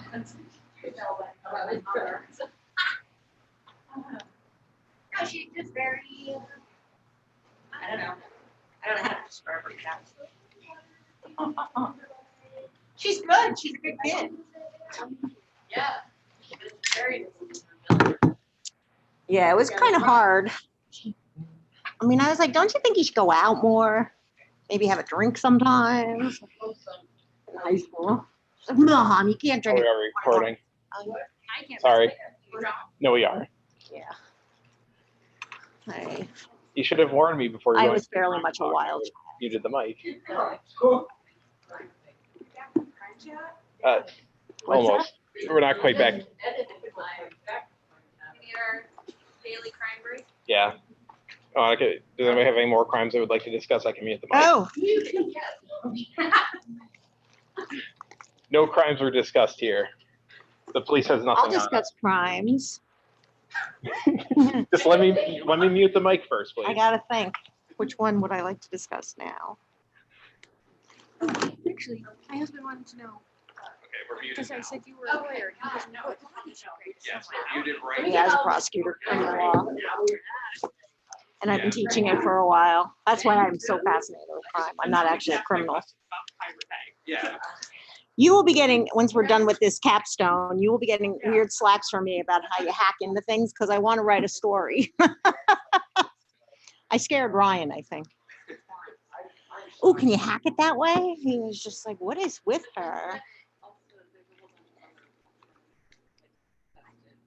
There's something about SQL injection, something I would be interested in that. Yeah, Mm-hmm. I have no idea what that means, but I think I'll write it down. it's like when you're making Injections? Yeah, Like, why do people freak out? and it's like Because sort of it like was what the stealing, like media said about it. It's like, oh, it's for something Oh, that yeah. criminals back to use. the database, and it's Right, and then that's also the most people hear. I don't know look into it. but there was that guy who was talking about it. I was trying to like watch the series and that popped out. I was like, oh, this looks interesting. Mm, the crime stuff is always more interesting Yeah. than the how-to. Yeah. Another question about money and build it or. Okay, so then that changes the subject. Because we have, I mean, we can get it. He may have just trying to keep things on track, maybe, and not. Yeah. Now I want to know, because it's in that GitHub. Does the developers even think or is? I don't think so. I don't think anybody who's like reasonably informed about this stuff thinks Tor itself is legal. It's illegal, not it is legal. It's not illegal. What is that? Is that like BitTorrents? Government unleashed it. Tor is just a browser that you can use Oh. to get on sites that you can't normally get on. It's just like additional extension. Like, Yeah. But not like the dark web. It is the dark. It is the dark web. Yeah. I am fascinated. I've never gone on the dark web or it's know like anything the about dark it. web. It's a browser. It just How needs many to layers of dark web are there? Right, like, I have no we're down the idea. rabbit hole go. It's- Oh, let's talk about the start- dark web for a while. That's so much more I interesting. really Nothing went up to personal. the- Nothing personal. I understand. About what? The dark web. Oh. I don't think I would buy like stuff. I mean, what would you buy? Oh, but It's that's a chapter. I'm so proud. I had to. fortunately I Are you being needed. sarcastic? No, I find that astonishing and horrible. Well, I In found terms other of the fact that ways. you had to. I found other ways. Good for you. I also, my super. If you're super Bitcoin. Yeah, I Oh. had money. The day after Yeah. the election, I had $600 to my name. Wow. So the election was like November 2016. It was, Bitcoin was at 609. Yeah. So I had just under one. Um, It was more of a like, I'm just leaving legal and tender altogether. I don't want to be part of this. Next thing I know, oh my God. As you know, Bitcoin then went to 20,000. Yeah, it was worth a lot for a good amount of time there. Right, and And if I actually graphics bought, card the for a minute year. I had enough to buy a car and some medicine and other things to Yeah. out of bed, pay some rent, I like, go. If it at 6,000, so it was Yeah. 10 times. Car still runs. Nice. So what is Tor? TOUR or TOR, T- The onion, TOR? what is it called, the onion? Yeah, the onion router. And you just go TOR.com? I don't know if it has Dot- .com. I have it on my phone. Yeah. So what it is, so there's a network of people around that have basically endpoints or entry points, the gateways, I think they call them. I think that's what it is. Oh, I'm not So muted. basically, So your I'm the only traffic one is out there. bounced around between different gateways. No, I'm not.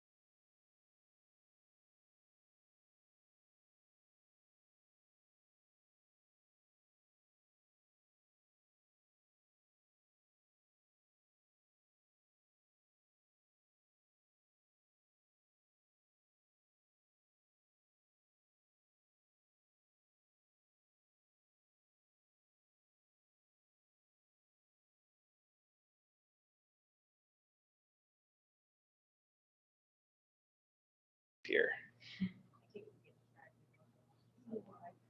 Oh, Dana has a question real quick.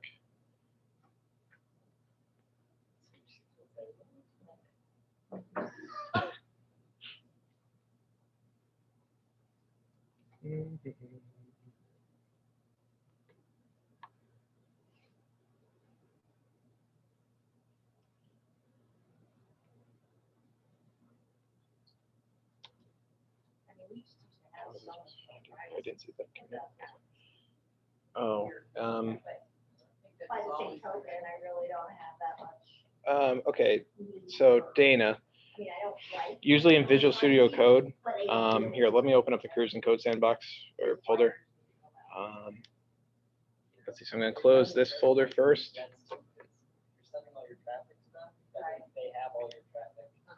See, I'm going to open up Careers and Code. Right, that's what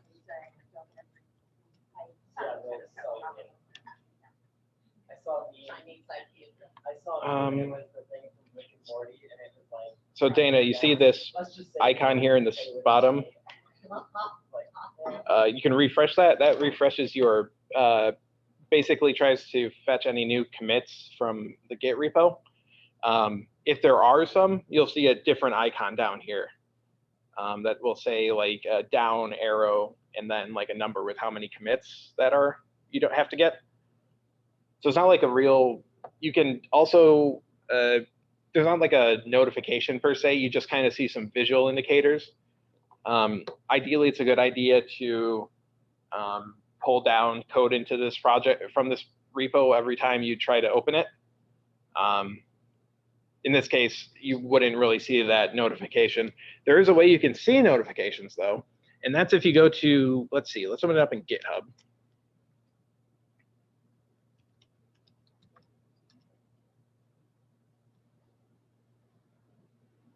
And we go to the Careers and Code Sandbox. I'm pretty sure we can turn on notifications here.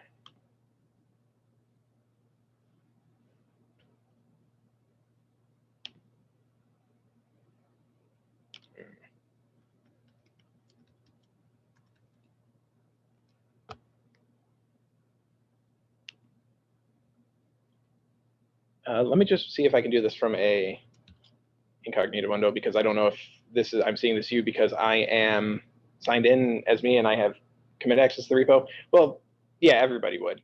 So yeah, you can go to open up the Careers and Code Sandbox, go to settings, go to notifications, you can put your email address in, and then you can hit setup.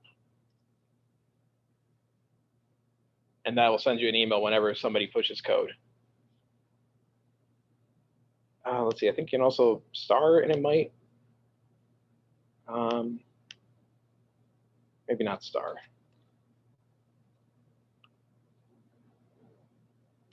Good, glad that helps. Give that a try.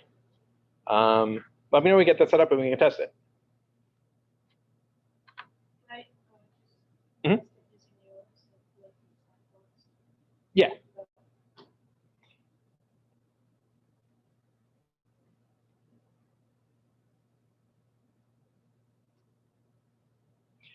Right. You have to make sure you pull first, and then you can open it up, because it won't show up in the file list automatically.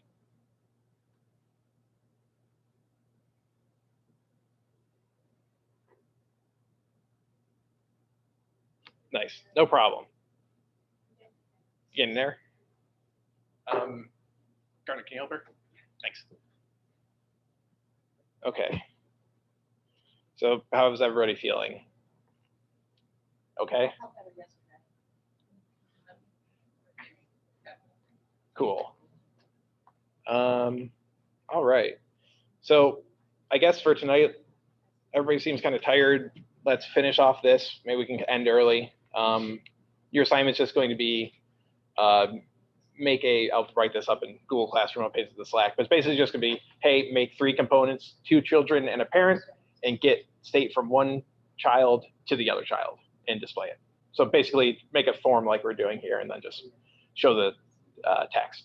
So similar to how we made the Hello World app, but that only had a single component. Now we want 2 components. One that has a form, one that displays. Yep. Okay, so I did fix the problems I had, and it also made the development tools work, so I'm very happy about that.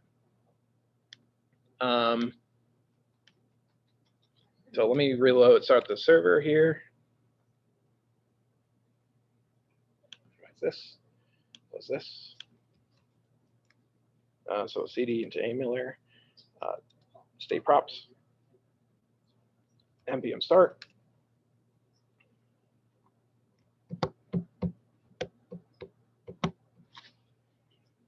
Well, wait. So here's, if you remember yesterday, the very small window that we can't really expand. Everything else expands except for the window.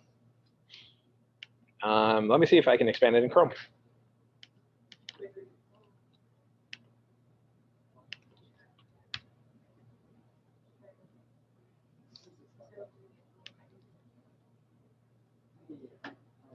Oh, look at that. Beautiful. Beautiful. Okay, so we have our score.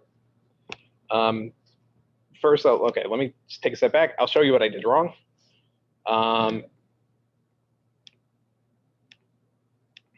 Basically, I had a typo. So let's say if you look at score input.jsx, I had put, instead of being this.state, I had, let me see, I'll do it this kind of deal. I said this.setState equals initial state. And that's wrong, because this.setState is a function. So that's not even how you would call it. But by saying this.setState equals initial state, that replaces the function definition with my initial state object. So I was trying to use it as a function later on. JavaScript's like, what are you doing? This is an object now. You can't do this. And it was dying, essentially. So just something to know. When you're initializing the state in the constructor, you use this.state and not this.setState. Hold on. Oops. Not this. Yes. Now nobody will forget it ever. Okay. So let's look at what the form is doing.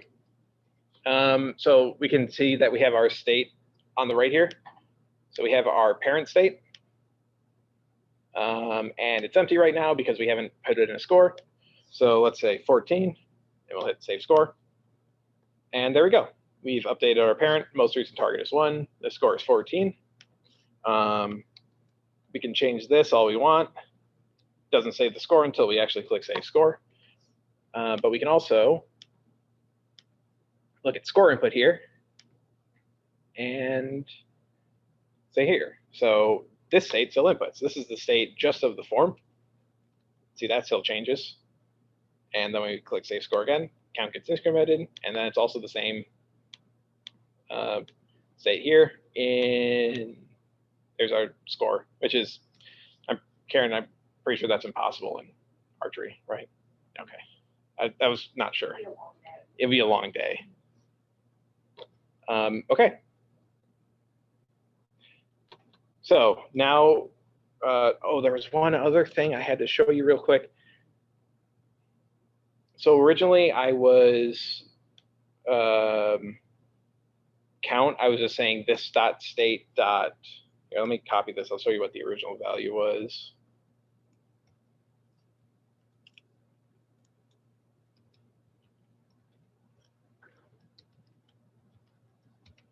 So basically, I was just saying this dot state dot count plus 1.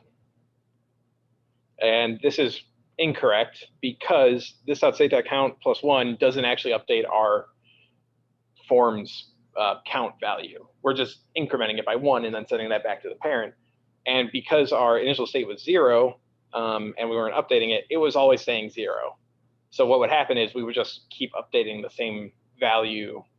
Well, we wouldn't even keep updating it. We'd update it once, and then we get to that if statement which says if count is greater than current target, then update it. Would never be greater than. It would never get updated.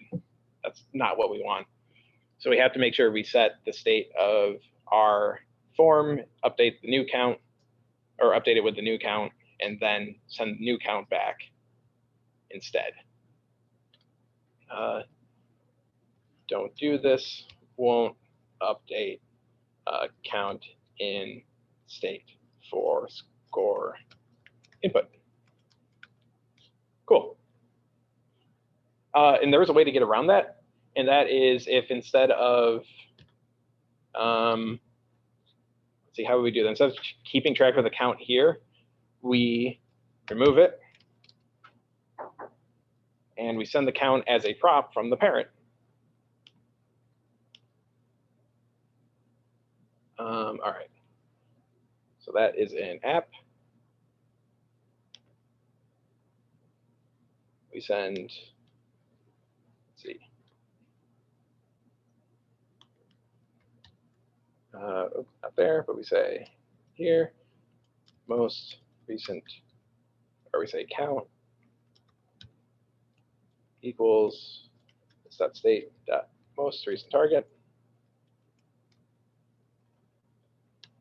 Then we go back to score input, and down here where we say count, we can remove this set state.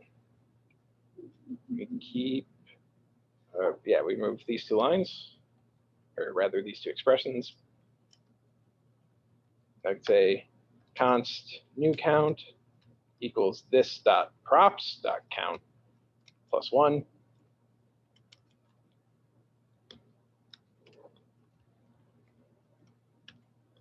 Same thing, this line here says the same, still passing back new count. But now when we go back and run it again, say 5 like that, we hit save score. Doesn't update because I didn't fix save score.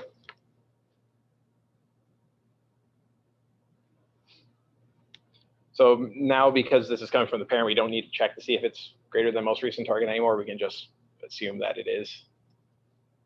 Or rather, that it will never be more than count because we're always passing back count. Is that true? That may not be true.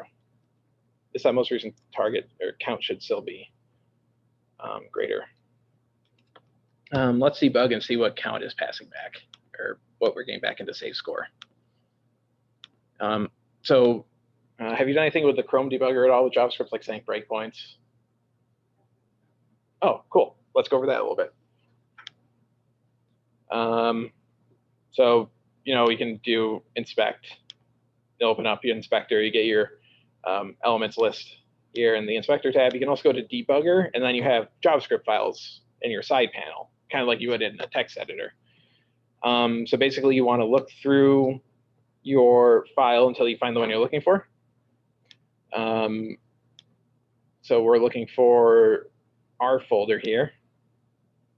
So let's see, which way can I get this to expand? There we go. So looking for home Alice projects for the code sandbox, Miller state props. We find our source folder. We find the JavaScript file we want to look at. In this case, it is app.js. And we want to put a breakpoint here in count. Have you used any debuggers before? Do you know what I mean by breakpoint? That's okay. Sorry? Breakpoint. Oh, no. So this is a different kind of breakpoint. Okay. Yeah, sorry. Kind of. So it's per line of code. Basically, what that means is when the debugger, so you can click on the line to set a breakpoint. This little blue flag is a breakpoint. Basically, what that means is when execution of your code gets to this point, stop. And then that lets you look at the program at your current state. So you can see stuff like variables, what their values are. You can execute code in the console. You do all sorts of fun stuff. Basically, it's just very helpful. So here we can say, hey, wait a minute, count isn't a number. What's up with that? That should be a number. So we know that, okay, I guess our value when we added 1, maybe it thought it was a string. So we can go back and fix it. But basically, that helped us find exactly what the problem was versus, you know, changing little bits of code over and over again and trying to figure out what the issue was. Debugging is kind of both a science and an art. You'll get, I'd recommend just practice as much as possible. Just kind of set breakpoints at different points in your code, see what they're doing. As you go on, you'll learn more and more like where to set the most effective breakpoints to figure stuff out.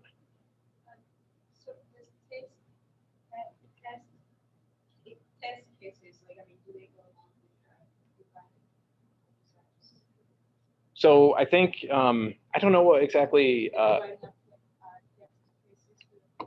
it's not directly the same. It's all part of like QA and testing. But test cases are more like for automated testing. Like you write a function out that says, I can't remember what like the JavaScript framework is, but like usually there's like an assert, and that means just say this value equals something, and then if so, return true, if so, return false. As long as when you run that function, it returns true, that means your test passed. So it's like for automated testing. You then have a ton of those kinds of functions, and then the test runner would just run each of those in turn, and then as you get to the end, if all the tests pass, good. If not, something is broken, and you have to go back and fix it. So that it doesn't have anything to do with feedback. It does not exactly. Okay, so here we were going to set count, new count. Let's see, so I think we can say int. It's not int. What's the integer conversion function in JavaScript? Do you remember? I think you could just cast it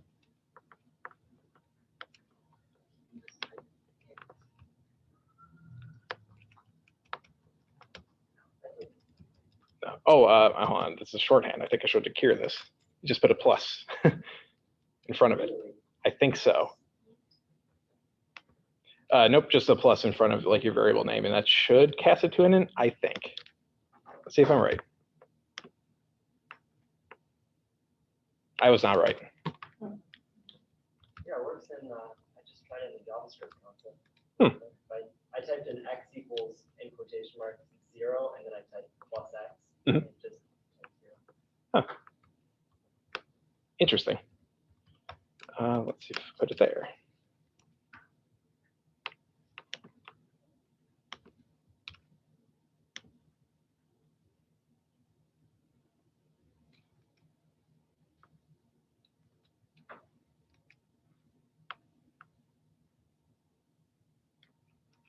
Oh, how about we go back and we can set a breakpoint inside score input a little bit earlier on in the process.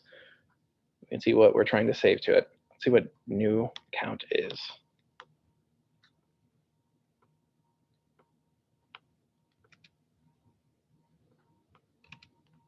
So we can set save score again. The longhand way is parse int in parentheses x. Gotcha. I'll give that a shot after I test this breakpoint here. New count is also not a number. So what's props? Count is undefined. That means, you know, I think you're right. Oh, uppercase C.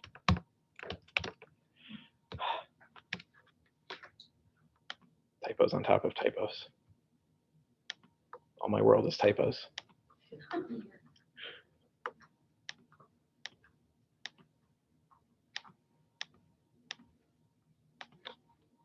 All right, so we go back to React window here.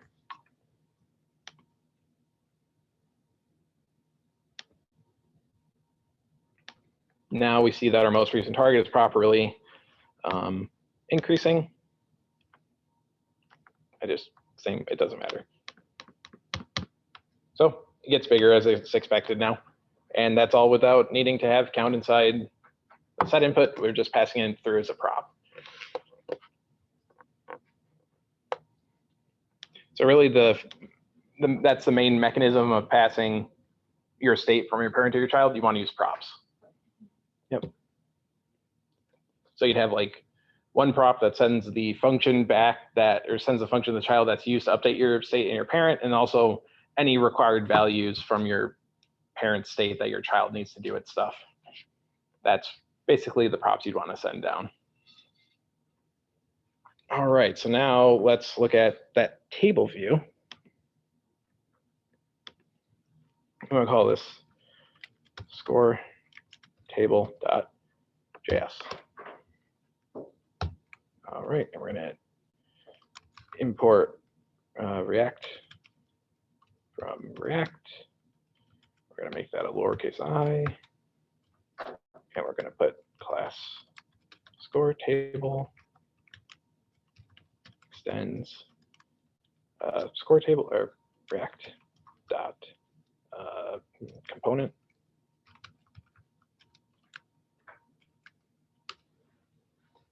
Cool. Constructor. Yeah, maybe we don't need a constructor. Let's see what happens. Render. So here's a fun thing we can show. Let's look at a little bit of conditional rendering. And conditional rendering is basically just a fancy way of saying if something, then render this, else render something else. Conditionals, like if statements and the math and Boolean algebra and such. Okay. So what are we going to get from score table? We're going to probably want the number of targets because that's going to tell us how many. Well, actually, we don't need that. We can just go off the list of scores. So we want to show one row in our table per score in the score array. So we can really expect to get one prop back. That's just going to be a list of scores. So you can return JSX from more than one function inside your components. Doesn't have to be render. So we can say make lowercase m convention, make score table equals, and we'll do this. We aren't really returning anything. Unexpected token, is this going to be okay? Yep, that is okay. So instead of doing divs, we'll do table. We'll say tr, and we'll have, actually, let's do a table header. We'll say td. So the first one is going to be our target number. And our next one is going to be score. So tr, and then we have another td, and then another one, which is going to be our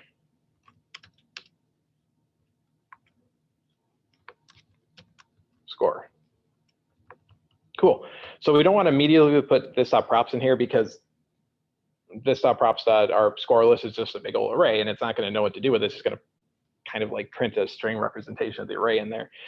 So in order to get our actual table of rows that we want to put a curly brace around here. So for our table body, I can kind of make that a little bit clearer if I actually put the table body tags. And we can just evaluate some inline JavaScript inside the JSX. So, you know, map for arrays, it just iterates over each item in the array and then returns something based on that value in the array. So the thing we want to return in this case is our table row. So we can say this dot props dot score list dot map, and the things we're going to have is the score and then the index.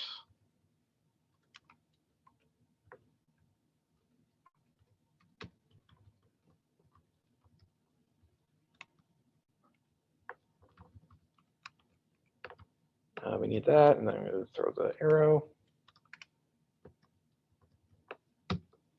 Cool. And then we need return. Basically, I'm just kind of formatting stuff as I go here. A person who is less scattered than me at the moment could probably do that all in one go, but I am tired. You can turn auto. I should try auto format. I should.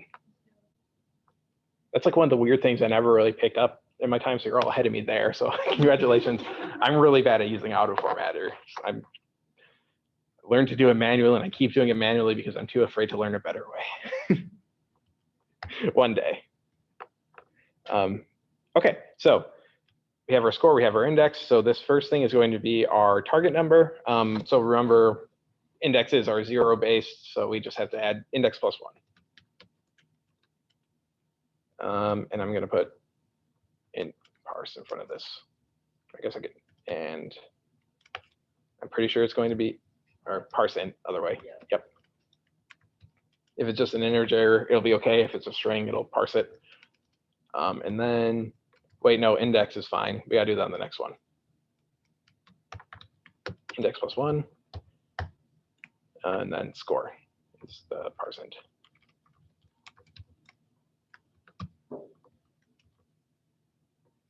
Okay.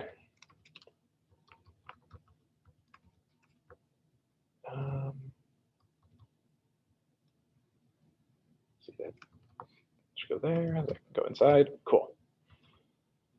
So now we can just execute that function.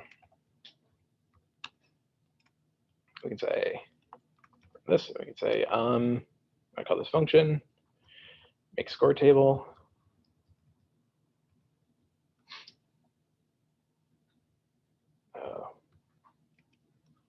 I just made it lowercase.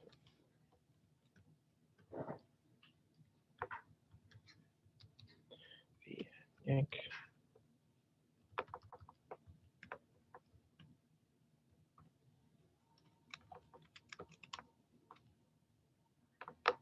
This dot make score table.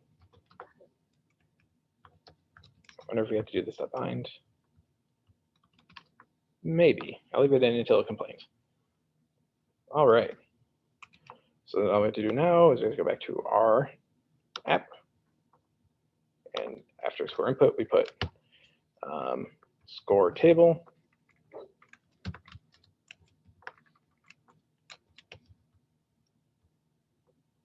And we say score list equals this dot state dot scores.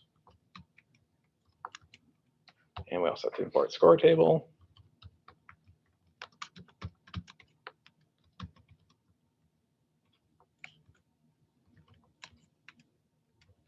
Don't really need that, but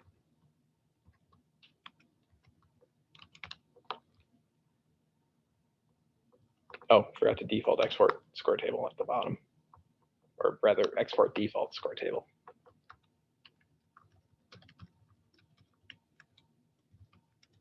Capital S.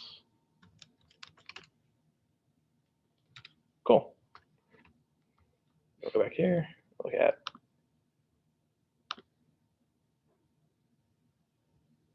make score table dot bind, not a function.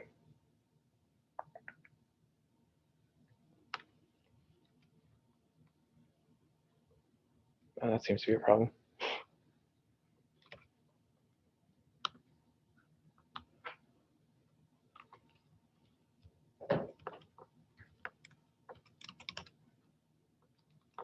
Remove that. Okay, that looks better.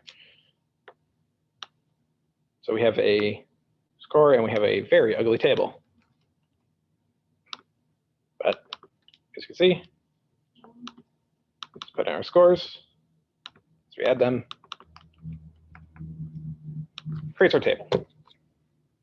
So there we go. That is us taking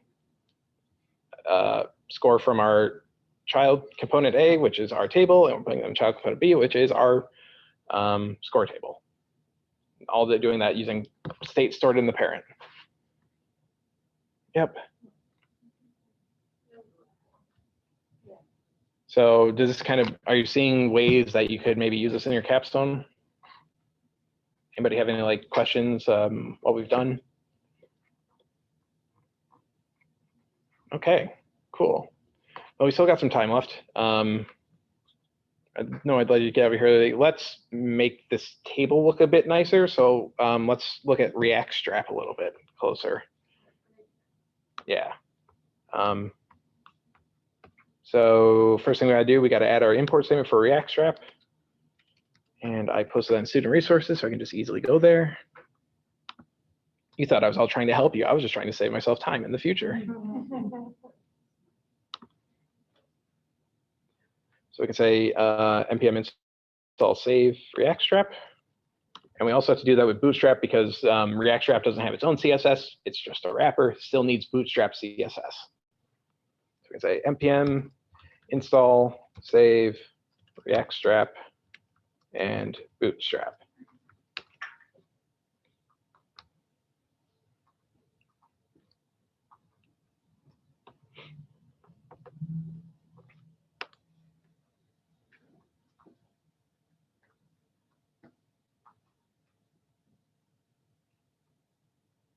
And it still uses the conference. Yeah. Yep. I'll show it in here a bit, but while I'm waiting for it to download, Bootstrap, React Strap components are named because Bootstrap is basically just div with a bunch of classes. They have different components for different things. Like there's div class equals row, and that'll create like a row component in Bootstrap. Here you would use a component called uppercase row that you import from React Strap.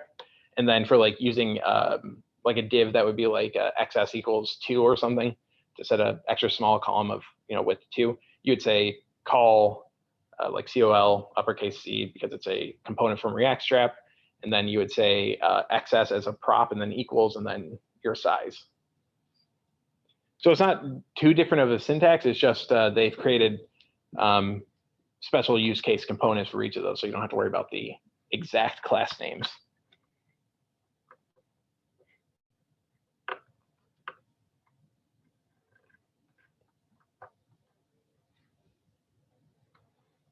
And so remember how you were showing me the nav bar you had and had like all those different class names, and I can show you what a React Strap nav bar looks like. It's so much easier to parse. Let's see, that's installed. Let's look at the React Strap docs real quick. Say nav bar. So that's the JSX for a nav bar. Excuse me. We can also come over here and I can look up Bootstrap for navbar.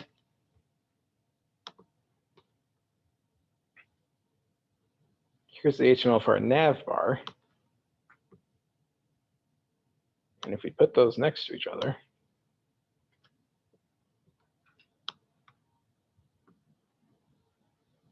I mean, there's really just no comparison. So I only have to scroll the screen this much over here, but on this one, I have to scroll it all the way over. So really, it just does a great job of abstracting away so many of the classes you need to put in there. Really helpful when you're trying to get started with Bootstrap. Just another way React makes things easier. Okay, so let's start by an easy one. Let's make the score table look nice. So there are React Strap tables.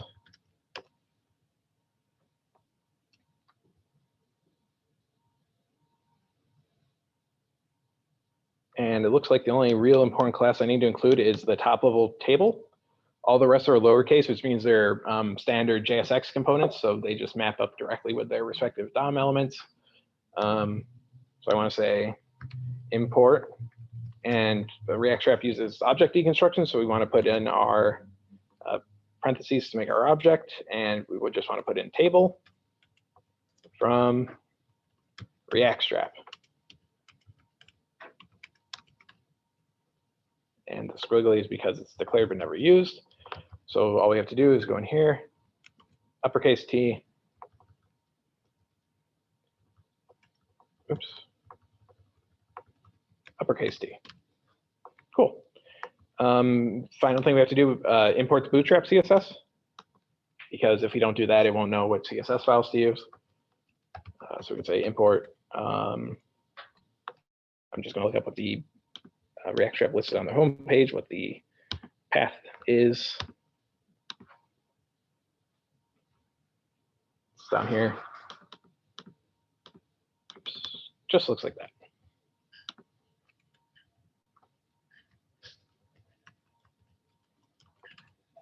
Nice. Okay, now let's run, see what it looks like.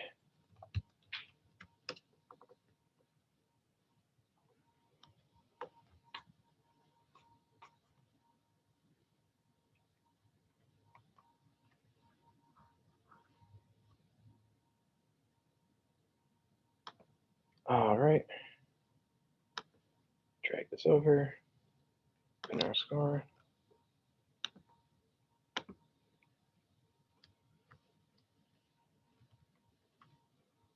No, it's a little better. It's increased the size to expand to the width of the page. Header's kind of over here still, and I think that might be because I used a th component instead of a t head. So let me just try that real quick. There we go. That's what more what we want. So yeah. So back when Max was saying, yeah. Yeah, so remember Max was saying, okay, you want to use Bootstrap because it's so much easier than trying to build this layout logic yourself. Now we've just made it even easier by throwing React into the mix, because it just gives us the components we can use. We just throw them into JSX like this, and now we have a nice nice table layout. So let's do the rest of it. Let's make our form look nice. So in order to do that, there's a few more components for that. So we need, I remember these because I've been working on them recently, form group, input, and label from React. So form becomes uppercase form. Oops. Let's see, we want to make this a little label. Let's say for. So like for in labels, if you remember, I don't know if you've seen this before, but have you seen labels with input elements before? Okay, cool. So same deal, we just put our ID. So we'll say score text box. And then same thing, label. Oops. And this becomes an input. We need to put our ID in here.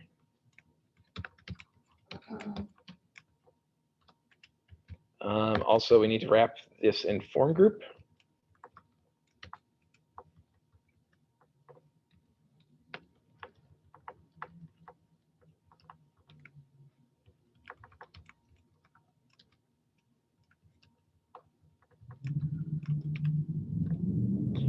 We can also make the button look better by just simply saying button. Capital F. Button's just capital B.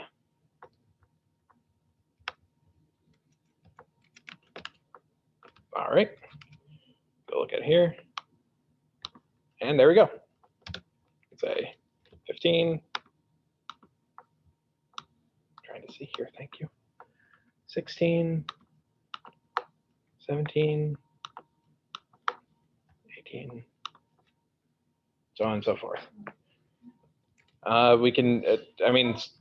So how would you control if you didn't want it to be prior with? So that we can, instead of making this just a div here, make this a column. Okay. So we have to import call. Oh, this is a score input, so I'm going to do this with score table. So and say import call in this object. Let's see, we'll make this div a call. Let's see, we'll make it 3/4 of the page. So that's an offset of 1.5. Okay, we'll make it 1/3 of the page. That's offset at 2. So auto, maybe not auto. So we can say XS equals 9, 8 rather. Offset equals 2.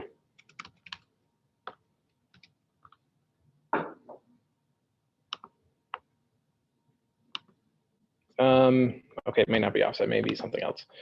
But we can just look it up real quick. So in this case, it is. Okay, so we have to pass it inside. So apart from just giving it the column length and or column width and a number, you can also pass it a object. So the syntax we have to use is double braces. So the first brace tells JSX that we're going to be evaluating JavaScript as JavaScript instead of JSX. Second brace is to say this is an object. So we can just put this in here. Double brace, size equals 8, offset equals 2. And because it's a JavaScript object, I need a comma in there. Why don't you like size? Parsing here. Oh, right, because it's an object. Colons, not equal signs. You'd think after 6 years using JavaScript, I remember that. Never going to remember that. It's okay. That's what editors are for, to tell us that we're wrong. Let's go back to here. There we go. Now we have a smaller table in the middle of the page.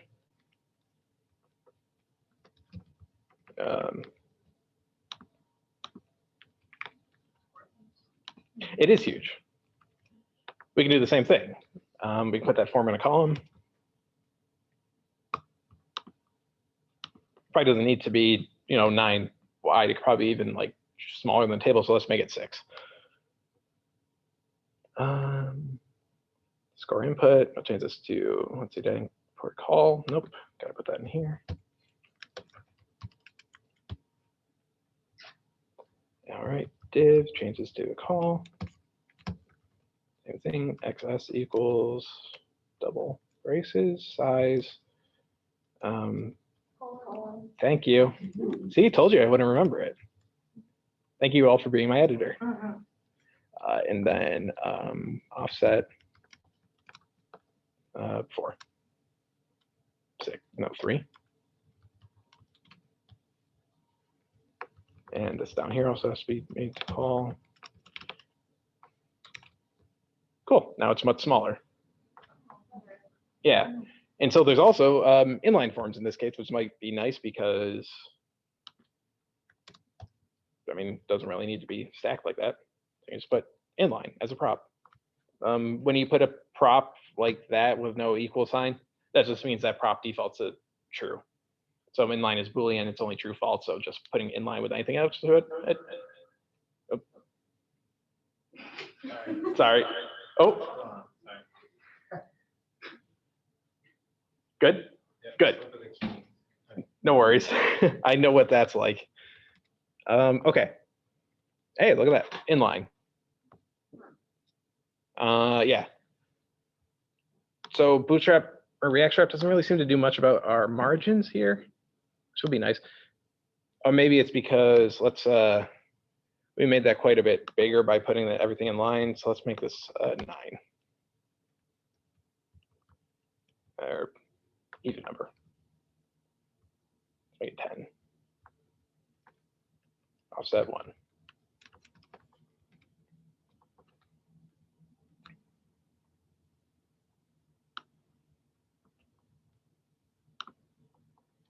Oh, I guess it still just doesn't do that. What does React form inline look like?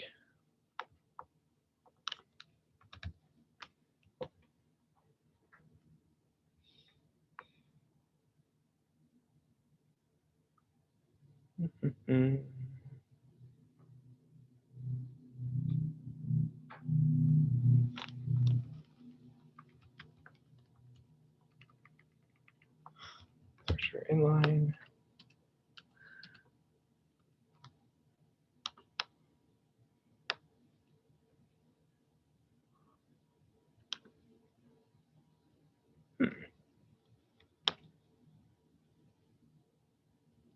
Form group, label input, form group.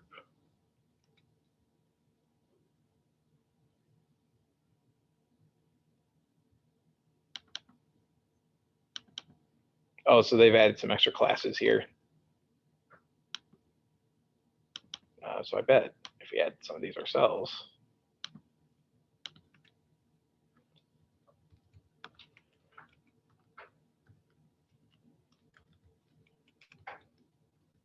See what that looks like a little bit. That one's probably not a good example. That's the main form. Let's try this label. So I think if I had to guess, I think these class names, so let's see, I'll blow this up a bit. MB, I think M stands for margin, B is bottom, -2 is like column of size 2, or maybe it's just 20. I'm not sure exactly. That's a case we'd have to look back at the Bootstrap API and see exactly what each of those classes are doing. But yeah, so with React missing some parts of the API, it also makes it easy to add them back yourselves just by using the Bootstrap class names. So it gets you 80% of the way there, and the last 20% is just stuff you have to do yourself. So let's see what this looks like now. Saved. There we go. Here's a bit of a margin there.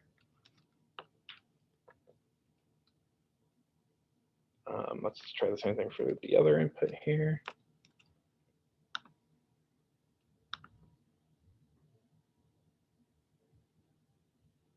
Oh, I guess that's the only one we need.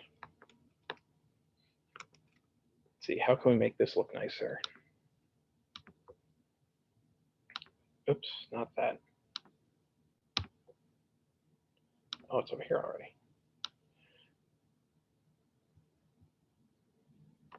Okay, so a handy thing you can do with your web inspector, just not split console, but rather separate window. Then we don't have it messing with our page so much. All right. So we kind of want that centered.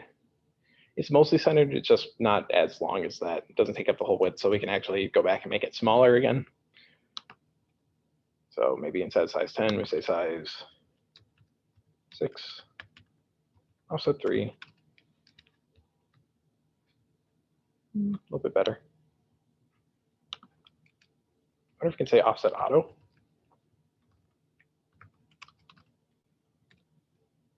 Nope. Size auto offset 3. Oh. Could be worse. You have to play around it a little bit to get exactly how you want it. But yeah, so using React Strap, you can easily add Bootstrap components right into your form so you don't have to manually set up all the classes. All right. So I'd say in addition to previous assignment where you try and create 2 child components that pass their state to each other through the parent component, also make it look nice with React Strap. And I think that's good. Any questions? That's where I was blind. Yeah. Did you add anything to the index.js? Oh, I did not. Let's go over that. So index.js is basically where we say, hey, this is we tell our app, this is our top level React component, and this is where we want to put it on the page. So that looks like this. So this line 7 here, React DOM.render. Basically, this says, hey, render the component in the first argument in the DOM nodes found by the second argument. So document.getElementById is a selector, and it's trying to select a div that has the ID of root, and then render your app there. So this doesn't have to be app. This can also be, let's see, let's import just this score form. I call it score input. From score input. And we can change the app to score input. Go back to here. Just the score input, nothing else. So our state won't work. We don't have a count that got passed in because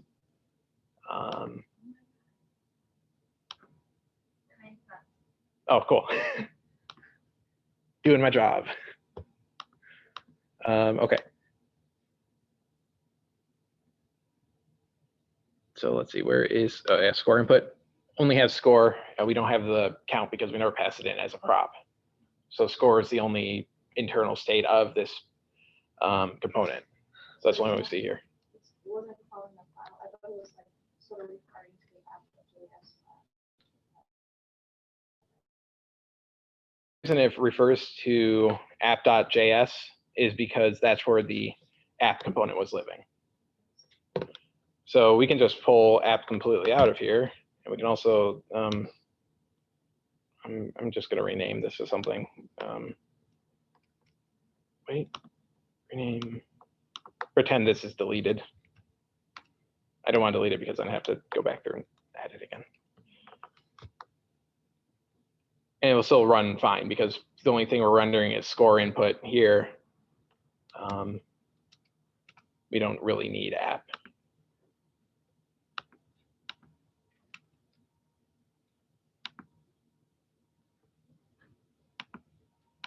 And we can also change what document elements we do. So something we can also do is say, maybe we don't want to render app. Maybe we just want app in the background, I guess. You could do this.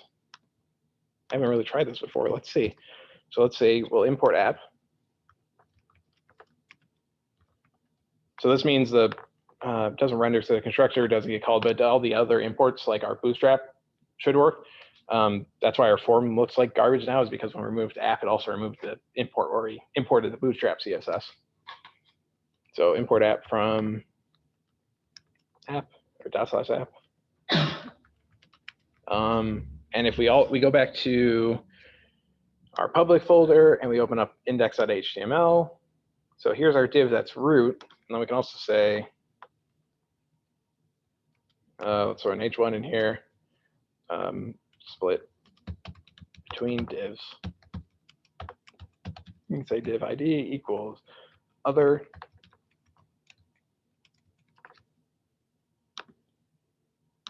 Say React DOM.render score table.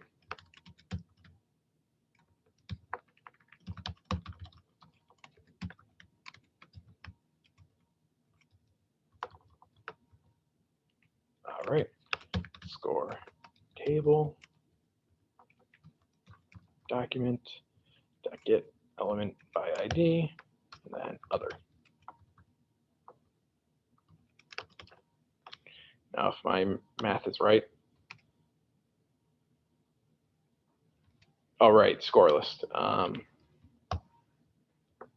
So it's still expecting a prop. So we didn't put a check in there to see if this prop exists, then do the thing. But if it doesn't exist, then just ignore it. So we're just going to give it something basic here. Score list equals 0, 4, 5.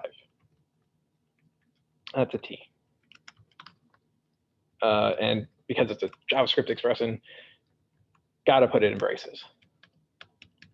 Just gotta put it in braces. Cool. So this is something you can even render multiple components on the page. So Eva, so answer your question earlier, talking about how you would have multiple pages with multiple apps. So basically what you want to do is have, in our public folder, we have index.html.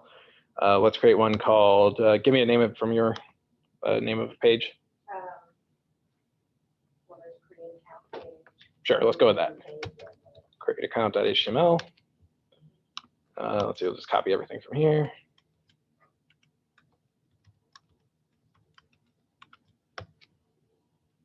We'll paste into create account.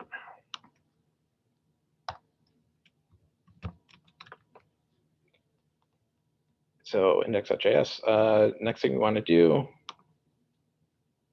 inside our index.html, we will add a link here instead of a split. href equals / create account.html. Create an account. Oh, don't need that. HTML. Okay, so we're going to copy app. So you may want to rename this like index app or something for now. And we can say, call this create account app. And that's fine. So now our index.js, we can say, oh,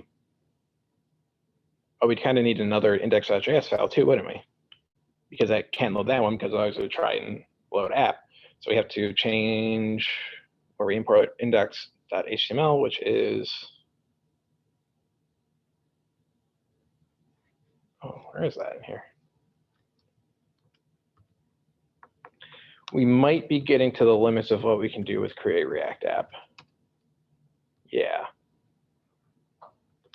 Okay, so put that on back burner for now. Okay.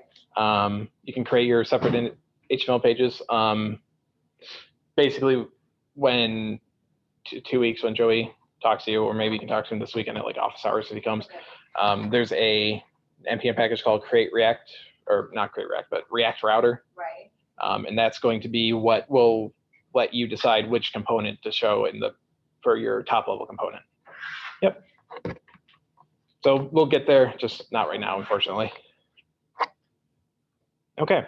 Any more questions? Does that make sense to you, Anna, as far as the index.js page goes? Yeah. I just have to, I mean, for me, it's just a matter of, I'm kind of, like, that I understand how everything works. So Yeah. it's just like, I probably need to just delete the Apple.js files and all those other files that I give them. And just go from there. Yeah. Okay. Just keep in mind that because Create React App is moving a lot of stuff behind the scenes, so you can't really see it. Like in this case, you don't see where it's actually loading index.js.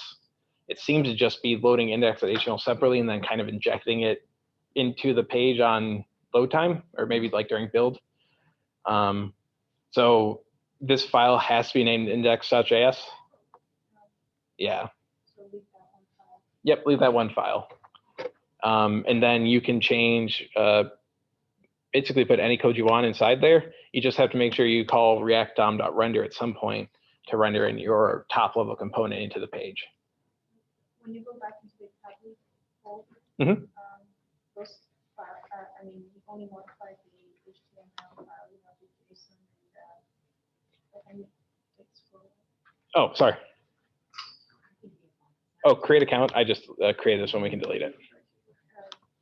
So it's just these three, favicon.ico, index.html, manifest.json.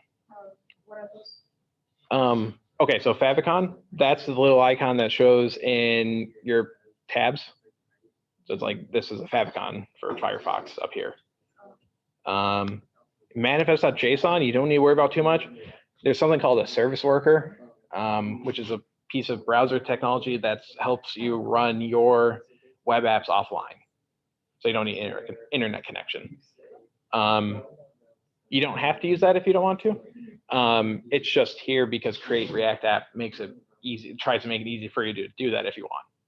So you can program.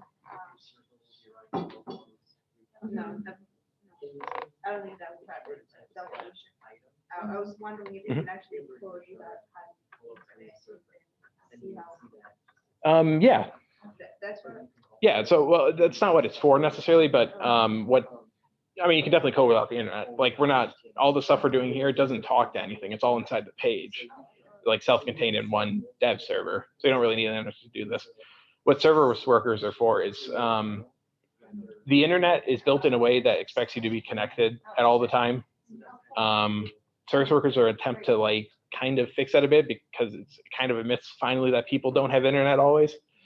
So it's basically a way of running something in the background that can continuously pull for data and then quickly open up the app with the most recent pulled data without needing to like show a loading window while it's waiting for connection. So there are specific kind of apps called progressive web apps or PWAs. You don't have to worry about them too much. I think they're pretty neat. I'd say look into them if building an app that runs offline is interesting to you.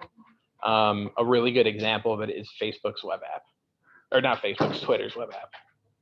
So, you know, there's like the Twitter app on phones, and then there's the Twitter web app, which is if you go to mobile Twitter. And then, so, you know, like on phones, you can like select a page and say, save to my home page, or save to my home screen. Oh, yeah. Yeah. So when you do that, if a phone is set up as a progressive web app, then it can even run in the background and such. So it does, but that's only to pull data. It's most of it still, so it loads really fast like a native app without needing to wait for like your JavaScript to be downloaded with your HTML, which can take a long time if you don't have a lot of data. It lets you focus only on downloading the most necessary pieces to get your app running. That's how Spotify works. When you download Mhm. music, you pay it offline.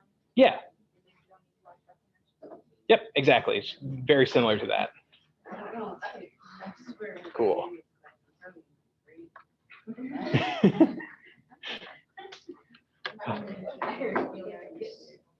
Good. I'm glad. All right. We're gonna end here. Sana gone. Nope. Oh yeah, she's gone. All right. Have a good night, everyone.